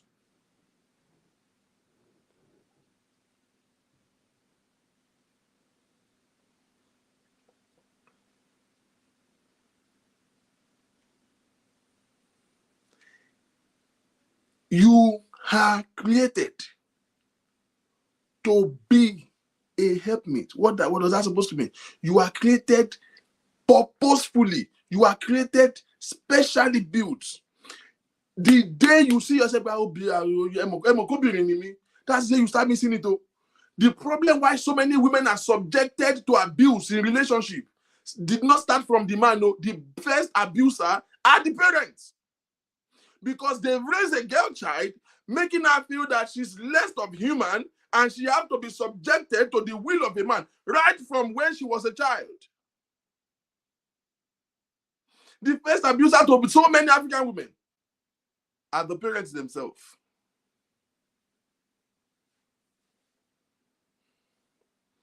A man will give birth to a male child and give birth to a female child, and he will just leave the male child to just go to school, do homework, and then he can go and play football. But the female child, he will see that they will beat you. Sit very well.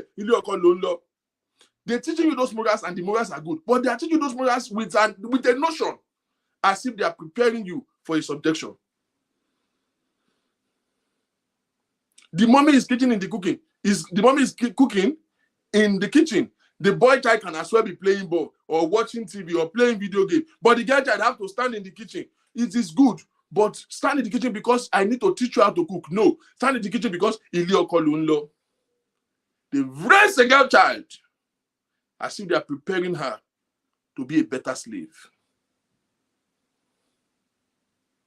They raise a girl child, put all the good values in her, but with a bad notion. Good value, but bad purpose. Every good thing a parent in Africa have to teach their female child, they're teaching it because they feel that she will soon be subjected. So a typical female child grow up knowing in her mind or feeling in her heart that one day she will be subjected to the will of a man that she's yet to know. So the complex, the strength, the motivation, the energy of a typical girl child growing up in an environment like Africa has already been killed before they even get to hold their destiny in their hands. That's how you see a woman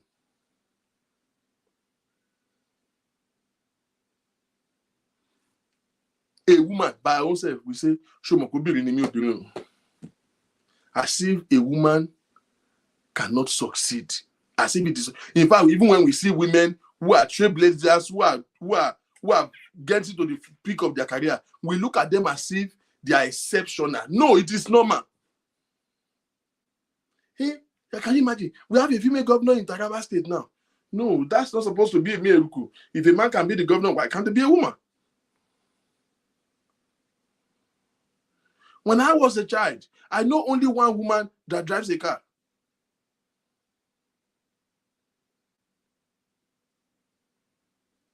I know only one woman who drives a car. How many of you here listen to me when you became a young lady and you graduate from school and you get a job and you decide to rent a house like a normal woman being should do and start living for yourself as an adult? You're already in your mid-20s, so 18 years old children are living alone here in America. You now decide to have a job and rent the house for yourself, and your mother will say no.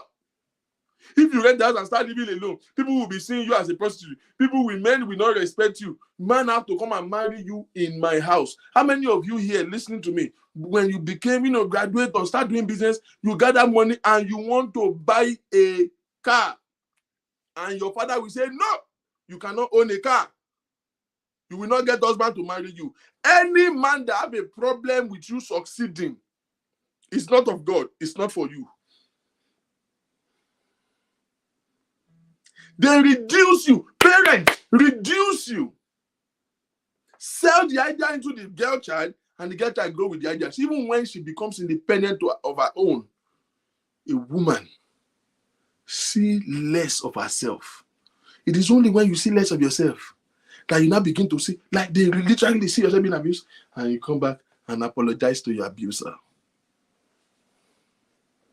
Simply because you feel like you're going to look stupid. If you have to talk to your parents, your siblings, your families about what you are going through, you already know. They will say, Suru laughing baby or call. You will see a girl child is getting married. Your father will call you, your mother will call you, or your Agbaye auntie that did not really occur will be calling you and be talking to you. Suru le yan fi baby or call. If irele, you can rock coffee, you are irele. There's one between humility and stupidity, man.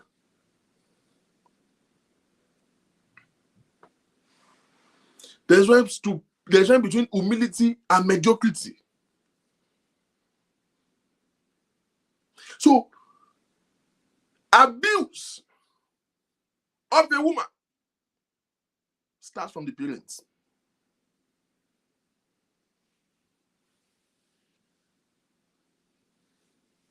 Can you imagine? Nigerian landlords don't let their properties to ladies unless they see a man as guarantor. Ridiculous. Ridiculous.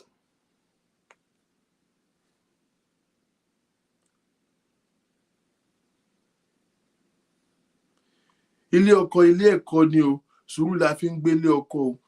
Did you have, how many of such do you see that they are talking to the man? How many?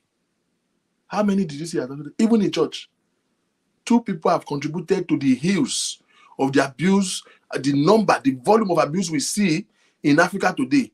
Culture and religion. I don't know which one is worse between Islamic religion and Christian religion. Both of them has built monsters in men. Monsters religion. There is less or zero focus in grooming a male to becoming a man, but every attention on a female to become not even a woman, but a subjected female.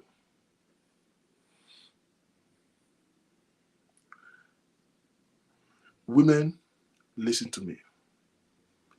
You were formed to fulfill purpose. There is a destiny that God has in hand for you to fulfill. You are better than what you are subscribing to right now.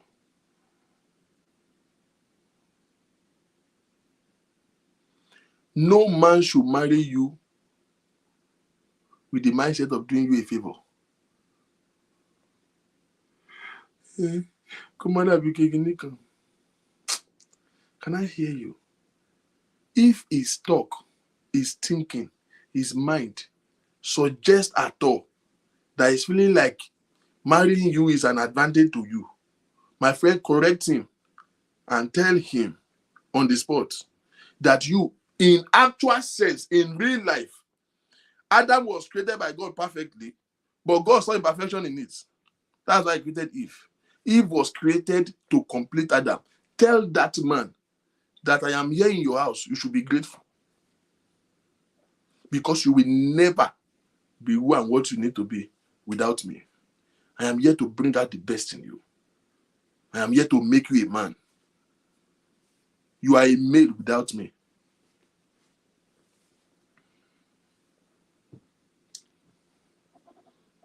There is a clear difference between a male and a man. A male just has to do with skeletal structure.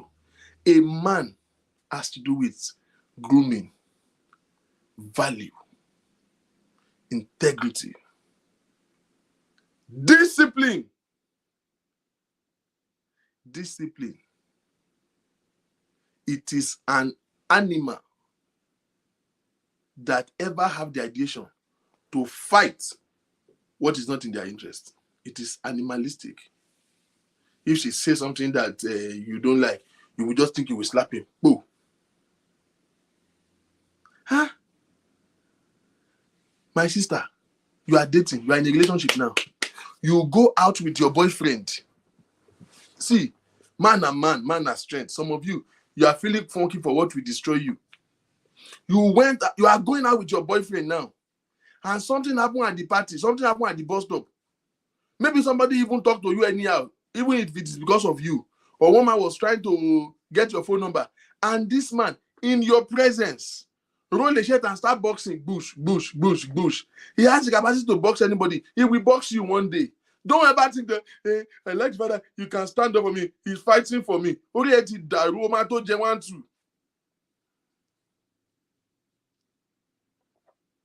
know why?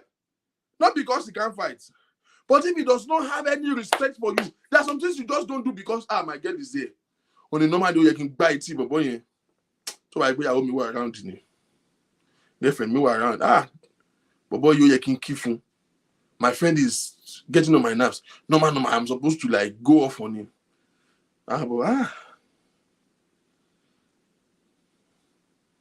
Tabake wa around, I go lock up. Tó bá ti lọ, màá padà lọ bá pé ọ̀gbẹ́ni wáyé lórí ẹ̀ pé ó dọ́là ìyàwó mi tó wà nílẹ̀ kan yẹn. Nǹkan tó ń pè ní respect nìyẹn. Ọmọ tó bá ọkùnrin tó bá ti wà tí ò tijú ẹ nígbà tó ń fẹ́ kò tijú ẹ. O lọ ní ìyá ẹ̀ gan ń sọ̀rọ̀ sí ìyá mami ẹ jọra yín mi láàyè. Ẹ lọ jókòó járe. Á lu ti ẹ bàjẹ́. I will close with these certain things. For the purpose, because we are going to continue, we are going to spend the rest of the month doing this. For the purpose of those who are not yet married, who are dating, and for the purpose of those who are looking forward to second chances, certain things you need to consider. Number one.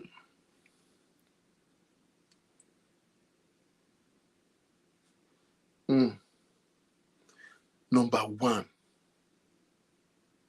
A man that does not have a sense of direction of where he's going in life. If he doesn't have an idea of, if he's clueless about where he's going, there's no way he will lead you to fulfill destiny.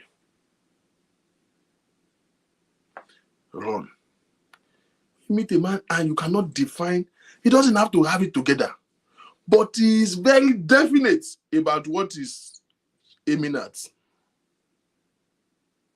When a man still have a problem with identifying himself and knowing who he is and knowing what he's trying to represent, run. Before you focus your attention on what he does to you and how he talks to you and how he treats you right. Everybody know how to do campaign before election. But don't forget, there's no campaign after election. So whatever he's doing to you that is sweeting you,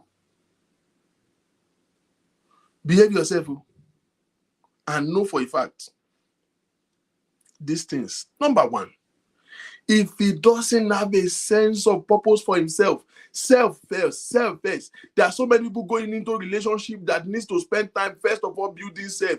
You want to bring a woman into your house and into your life, and you yourself, you don't even have your life together first. How can you bring another man's daughter into your uncertainty? You want to take chances and you are still gambling about life. Don't let any man use your life to play pool. Number 2.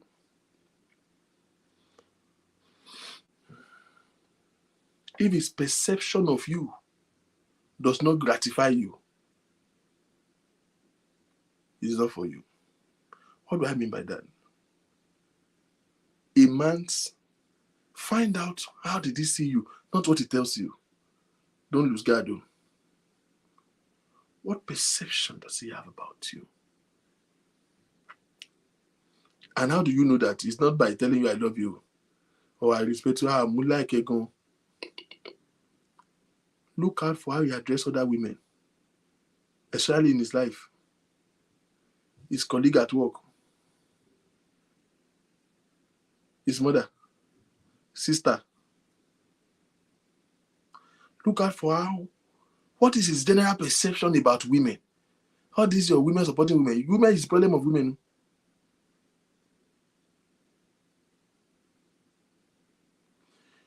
Kidney perception. He doesn't talk to you disrespectfully, but you hear him talk among his friends. And talk to a woman that he doesn't know. He doesn't know.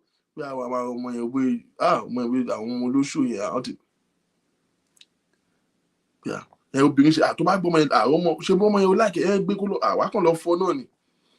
He talks very recklessly, very disrespectfully about women. That is how he feels about women generally, and you are not an exception to it. You and him are having a gist now, and he's talking carelessly, very low of women, and you think your own is different.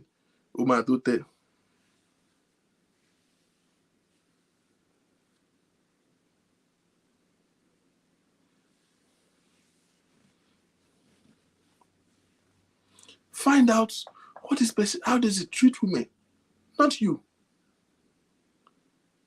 And then what is his ideal? What is his perception of you? Because hear me, marriage is supposed to gratify you. Marriage supposed to gratify you, supposed to make you better, supposed to make you discover the best of you should be revealed in you. So the man in your life should always see what is better about you, should always see what you can do better, should always see you and believe in you. Your partner should be your number 1 fan. Your husband should be your hype man.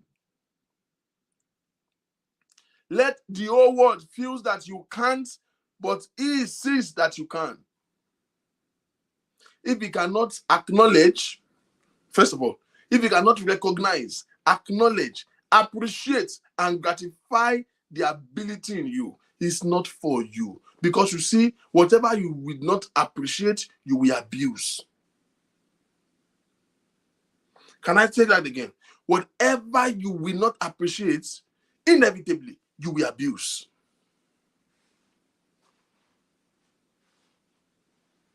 The ignorance of a thing is the first step of its abuse.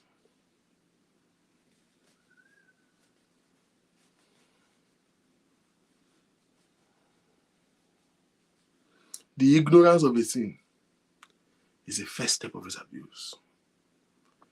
For some reason, my daughter, I don't know why, when she was much younger, like 1-2 years, even till she grew up, it's always a problem. I don't hide my phone from her. Like every other case, I mean, she grew up using a tablet, and she know that my phone is a no-go area. I'm loving with my children, but when it comes to my phone, so she grew up like that. But for some reason that is unexplainable, Michelle just liked to go to my wallet. While she was crawling, she will crawl to anywhere my wallet is placed. And I don't know what is always exciting her about it. She will sit down with it and start picking out all the complimentary card from my wallet, all the debit card, all the credit card. Why they go pieces? Once she put everything in peace, and then she will start putting it back. And of course, dismantle it, yama yama. It has been a problem But good enough, I don't spend cash. You will never find cash in my wallet. But one day, I went out and did a business and I have to have cash in my wallet. I think it was about $700.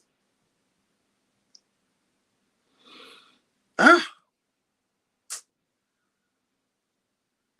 I don't think I've ever spanked my children before. No, Melvin a customer. Melvin always do funny stuff. Melvin, I'd like to dare you. If you say, don't do that thing, he will now look at you and do the hand like this and do it and look at you. And so all those daring people, but Michelle, we cool. Like, Michelle is so pleasant. Michelle, you don't have to shout. She listens to anything. Except for this, my wallet. Ah! I just got back and I don't even know how because I always had my wallet because of her.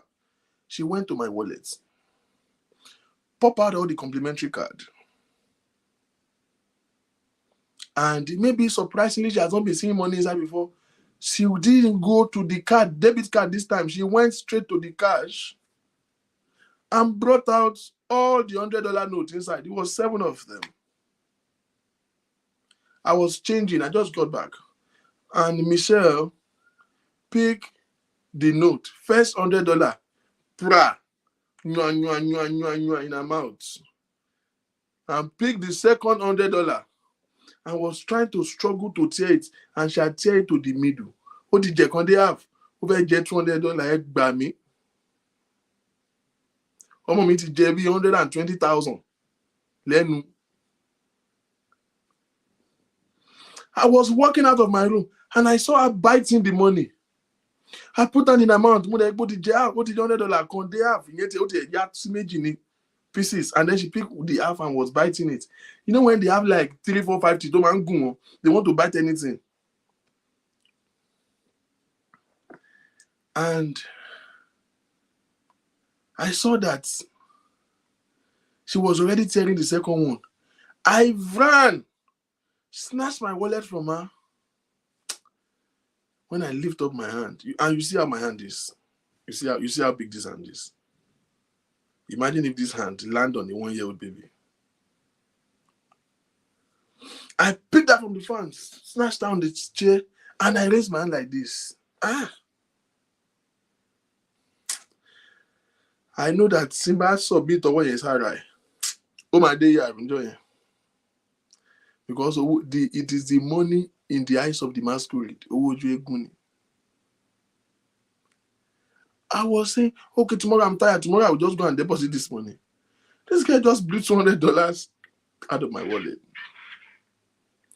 I sat down, but while I was, sometimes some bad things, God, the Bible says he used these foolish things of this world to conform the wise. God just said to my spirit, he said, to you, he said, you are having the same scenario. He said, to you, she just tear money. And because you know the value of money, he said to her, she just tear paper.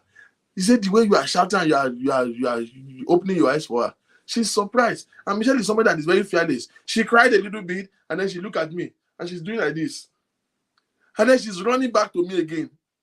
Oh, Benny, to buy someone in my friend back, huh? Oh, there again, what my get to my people 2 weeks, my big shape body and so what if I listen?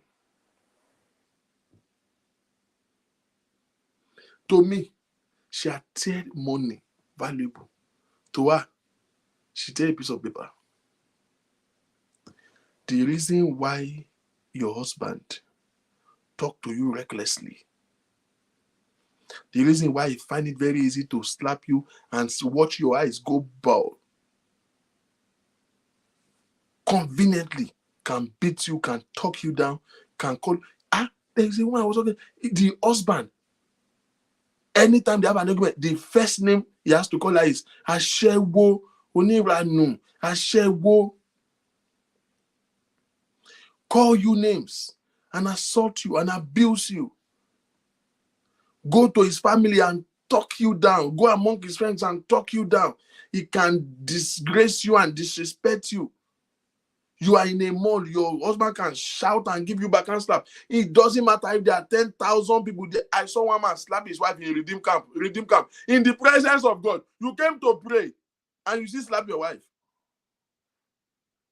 The only reason why it is very easy for him to abuse you is because he has not come to realization of, he has not recognized your value. Whatever you did not appreciate, you will abuse. If a man is not idolizing you,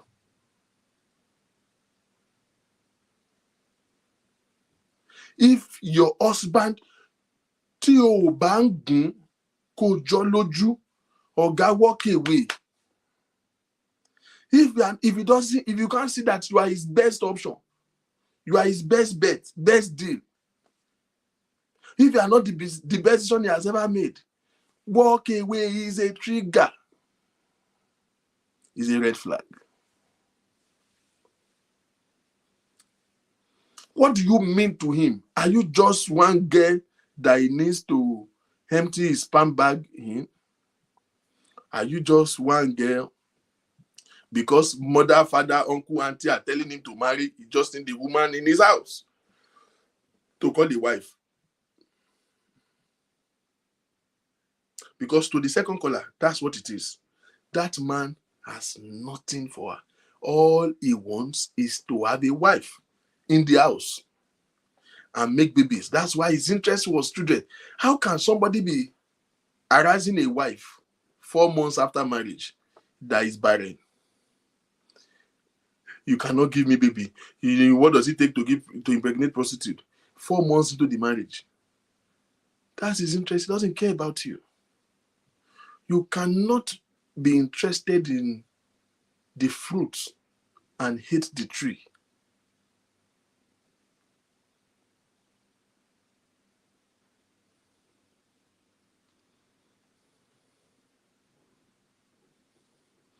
If he doesn't see you as something, come to recognize whatever you're doing, your business, your job.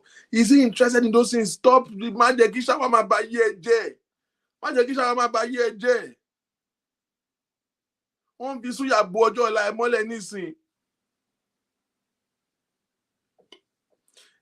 you human hair now. You are not putting your mind on the details. How does he see you? Does he see you as like a chicken that he has to just feed and make fat so that he can kill?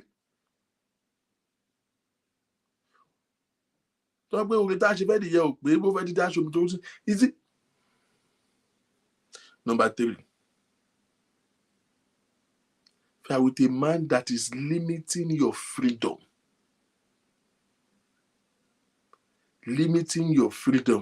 oh, my boyfriend is just insecure, he's just too jealous. Walk away. Women, do you hear me? Don't be a hero. You want to help him. Don't be a hero at the expense of your happiness. He's just insecure. He's just too jealous. He will always watch me. Do you know that bumping up on a woman's phone or your man's phone, regardless, it doesn't matter. Like I said, men are being abused too. Checking through your partner's phone with such suspicious motive is a form of abuse. It's a form of abuse. If your freedom have to be limited, you are on the phone, your husband working. Daddy Kunle today. You can't even receive phone call in your own house. You're already a slave. You're already a slave. So if you are dating now, every time you come around, you have to check your phone. Somebody, the first caller said she came back from work and the husband will go to the bathroom because she just take off her clothes and go and be smelling her panties. Don't take those things as jealousy. It's not jealousy. That is an abuser. You know, some women love to be men, they think it is a cool thing for a man to be jealously protecting them. How come you finish it? Hey,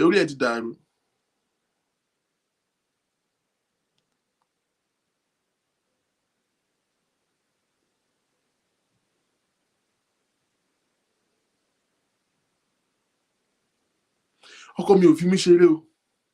You go to your family house, you go to work, you are running home. You are running home because the day is at home. You have lost your freedom and you still want to go ahead and marry the man. You will be a victim of your own stupidity. If your freedom is in that, see, life is easy. If you are a girl that fix long hair, you like to go to party, you like, now so he meets you.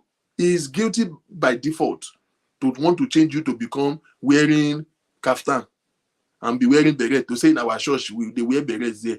It's madness. He should have looked for kaftan beret women when he was choosing a wife.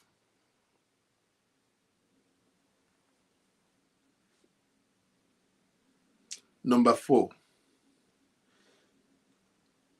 Hear this, and this is very important, which covers every other thing.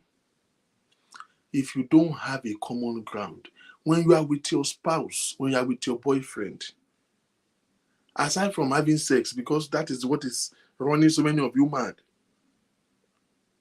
if you are not having sex and you are not cooking and cleaning like a slave, some of you go to your boyfriend's house. Instead of you to go to your lover's house to relax and unwind, you go there to come and resume work. You will come, wash plates, wash dish, wash clothes, start cooking. And that's relationship to you. You abuse here. Why? Some of you are the one breeding monsters in this man. Because if you give an inch, they will take a mile. You have already sold yourself, and it's not your fault. It's what your mother told you, those are the virtues of a good woman. Hey. You were raised as a female from a girl child to feel that to get to a man's heart, to get to a man's man to his belly, you marry a glutton, my friend. You want to impress the man and be on his good book. You want to be on your A game so that you win the competition.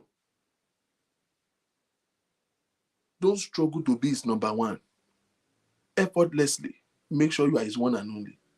If not, you cannot be an option to any man. You are either a choice or nothing else.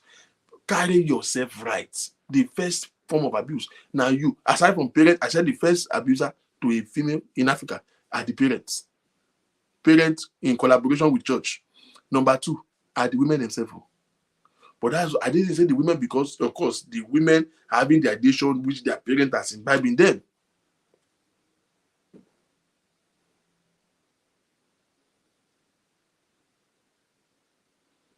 Go to a man's house, every time you go there, you have to sweep the clothes, change the chain, wash the curtain, cook and clean. Then they will ransack you and somersault you on the bed. But when you are together, what do you talk about? My sister, what are your common grounds? If you are not having sex and you are not doing all your slave work, that's why you're watching, what kill and what a man saw? Of course, you will always go out. He will always initiate you to go out because you don't have any common ground. Or you will sit and start watching Netflix because you don't want. If there is no light, there is nowhere to go, and it is just you and you together. If they throw you and you together in the desert today, bam, will you be bored? Will you have anything to talk about? Will you have anything to aim at? Do you have common grounds? Do you share certain things in common? Can you guys relate? Or you are just saying, come here, you ready about it? No, then you go there, you are on your phone. Or you are watching Telemundo. And he's on the phone talking to his friends. You hear me? The more common grounds you have, the more tendencies for you to be able to talk things out, reason things, and handle issues without prejudice. I have come to realization by experience that the relationship where the spouse, either of the spouses, is idle-minded, or the relationship is not filled. There's no common goal. You are not aiming at anything. They are very, very prone to abuse. But Tabawa as a couple can work towards not only just how you want to get married and start popping out baby like pig. We are working towards a project. We are working on, okay, he is trying to set up a business and you are both working animously to achieve that. Oh, this one is trying to get a second degree and you are both, being a support system. Oh, what did you say? What are your coursework? Let me see your assignment. If you are both working towards something, your interest, your communal interest, will always be a common ground for you to resolve your differences without prejudice. But if you are idle-minded, some of you are listen to me, married one. You are married to a man for the past 5, 7, 8, 10 years. You don't have a jack idea. You don't have any knowledge about what you just know that my husband is a banker. If they say ledger, you don't know.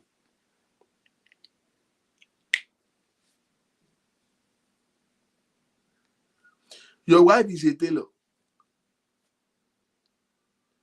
If they say needle and thread, you don't even know where it is in a sewing machine. But me, my sister, if he's not interested in what you do, he's not interested in you. If all he do is to feed you and sleep with you and send money to you and send money, buy you at all costs, it is your greed that has enslaved you and subject you to abuse.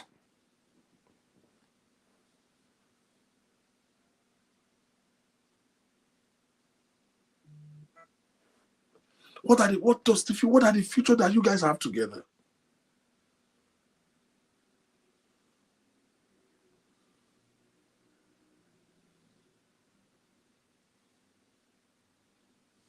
What are the grounds that you have?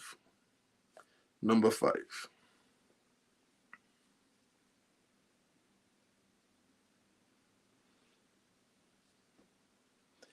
If you are in a relationship with a man that doesn't have one person, whether he is right or he is wrong, he doesn't have that one person that can say, Kai! And he will say,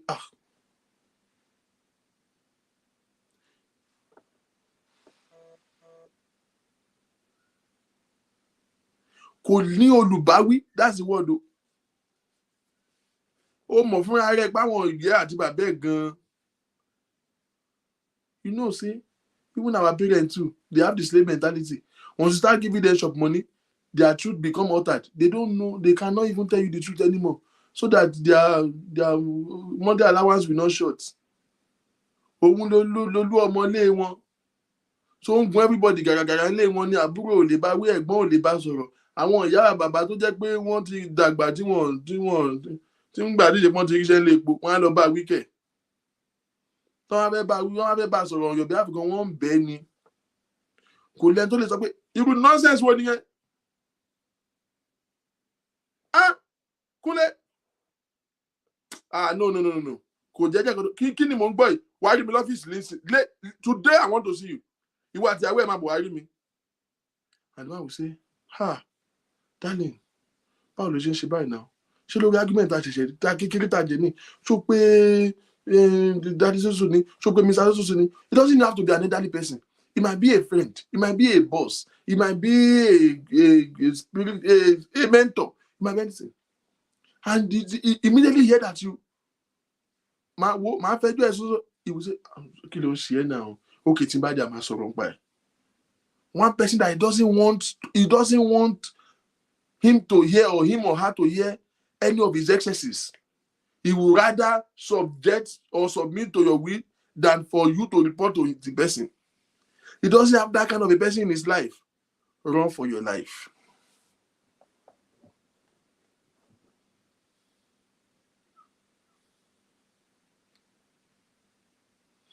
Run for your life. Kò lólùfẹ́ sùn, kò lólùbáwí, kò ní tìjú ẹyọ kan. Kò lẹ́nì kankan tó ń fún ní sense of direction. Kò lẹ́nì kankan tó ń reprimand there. The day you lack somebody who can chastise you, that's the day you are heading to perdition. The day you begin to feel like I can do whatever I can do. 5 years ago, I made a post which I referred to the other time. As I woke up and I saw a post and she said, if she have a friend that always say, I don't have anything to lose, he said she always run for such friend. And I said, you have a man that don't care about anyone or anything. Don't care about anybody. Nobody checks him. Nobody. If he have nobody that he give regard, which miracle do you think? Because you see in marriage, hear me, there's every man that feel like slapping his wife once in a while, though. If it is by feeling, no. Hear me very well.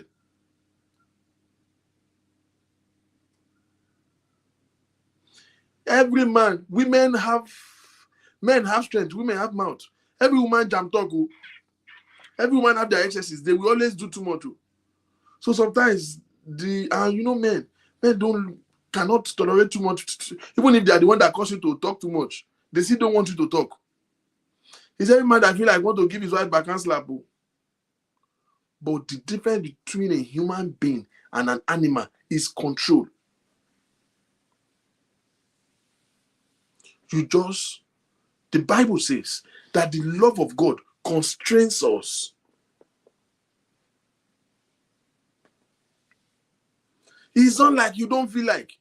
It's that you are constrained by love. 1. 2, respect.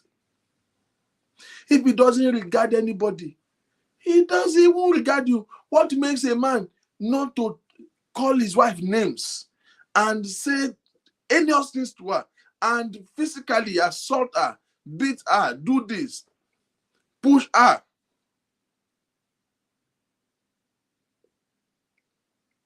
Is because he have a regard. Until a man begin to separate between a situation and a person. Know that this is my wife. Regardless of what she's doing at the moment, she can go wrong. That's a situation. But this is my wife. Knowing that this is part of me. You are having an argument with your spouse. Visitor is coming in. And he just don't care. He continues to pay you rubbish in the presence of the visitor. Your child is walking into the midst of arguments. And this man, single mother, hear me. Even if you don't care about your own life, at least worry about the life of your children. Don't be a nuisance and still transfer that your unfortunate stupidity to the life of your children. Don't bring a man home that will not even have a respect for your children. Respect is not what you give to Agbalagba. Those are one of the misconceptions in Africa. That's not what you give. Everybody deserves to be respected. Right in the presence of your children. He can yell at you. And this is supposed to be what you are bringing in as a stepfather. No. That's why you should watch and take your time to know who you bring to the face of your children. You are having an argument, your children are working, and they cannot just change the story. I'm a sorolita. Giving that respect to the children. Kò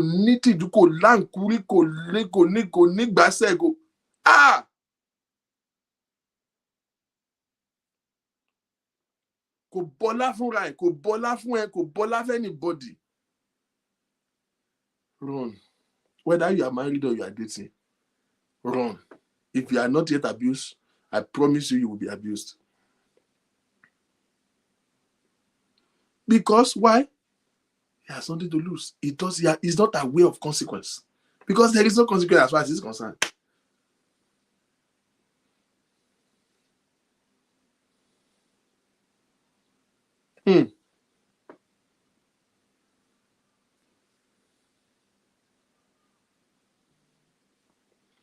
Is that number 5?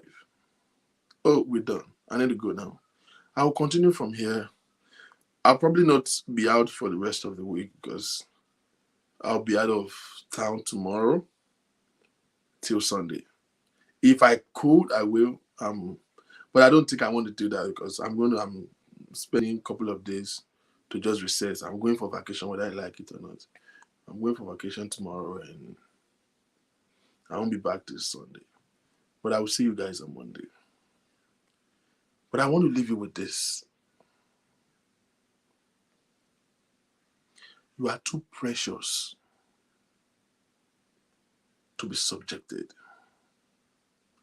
Your life is the most important thing and should be the most important thing to you. Nobody deserves to trade your happiness for.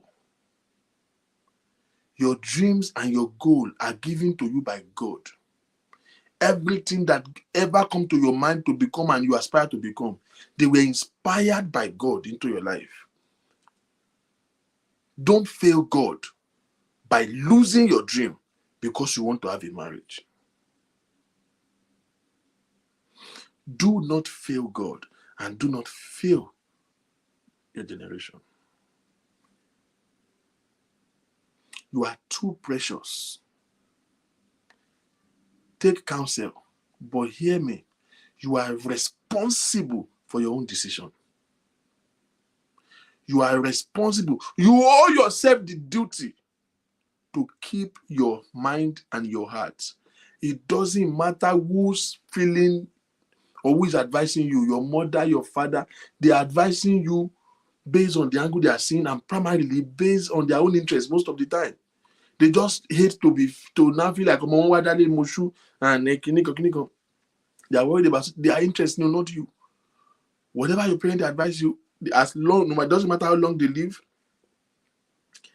they will leave you on hate. And you will be left with the consequences of your decision. It doesn't matter who is insisting that you should continue to remain in an abusive relationship. You owe yourself the duty to your own life. You owe yourself the duty to your own happiness. That's why I say to you when I started that contrary to what every other person feels, that Osinachi died, so based on to an abusive marriage, and I see some people faulting the church and saying the church did not open it. I believe that Osinachi died to ignorance, which was created by the misinformation that the church has given us in the teaching of the concept of marriage. Because you see, it doesn't matter who asks you to remain, even if it is battle that is saying she should continue to stay in the marriage. You owe yourself a duty to a happy life. You owe yourself a duty to life. Don't let anybody's opinion ever supersede how you feel. Nobody will feel better. If anybody say, I understand what you are going through, they lie. They can have an idea. Oh, I've been through it before. No, they've been through theirs, you've been through yours. If they say, when I was married, no, you married your husband. Did you marry my husband? They are not in your shoe. Their opinion can never be as accurate as yours. They can try to step into your situation, but they cannot have a clarity of what you are going through. Because even if they understand it, you deal with it differently. They are you, you are them. Like I said earlier, there are people who are being shot right in the heart, and they will rush them to the hospital and they will survive it. And I've seen somebody that they slapped and dropped it and died on the spot. So even if they feel like, oh, you can enjoy it, no. Some people can handle it and some will not be able to handle it. The fact that they survive doesn't mean you can't survive it. Do not risk your life based on somebody else's opinion or commander big pay or commander big pay. You owe yourself, my dear sister, a duty to life. Thank you very much. I do hope that everything it takes for you to come to that realization that you rather be safe than succeed. If marriage is a success to you, realize that you rather be safe than keep that marriage. Thank you very much. Enjoy the rest of your night. God bless you.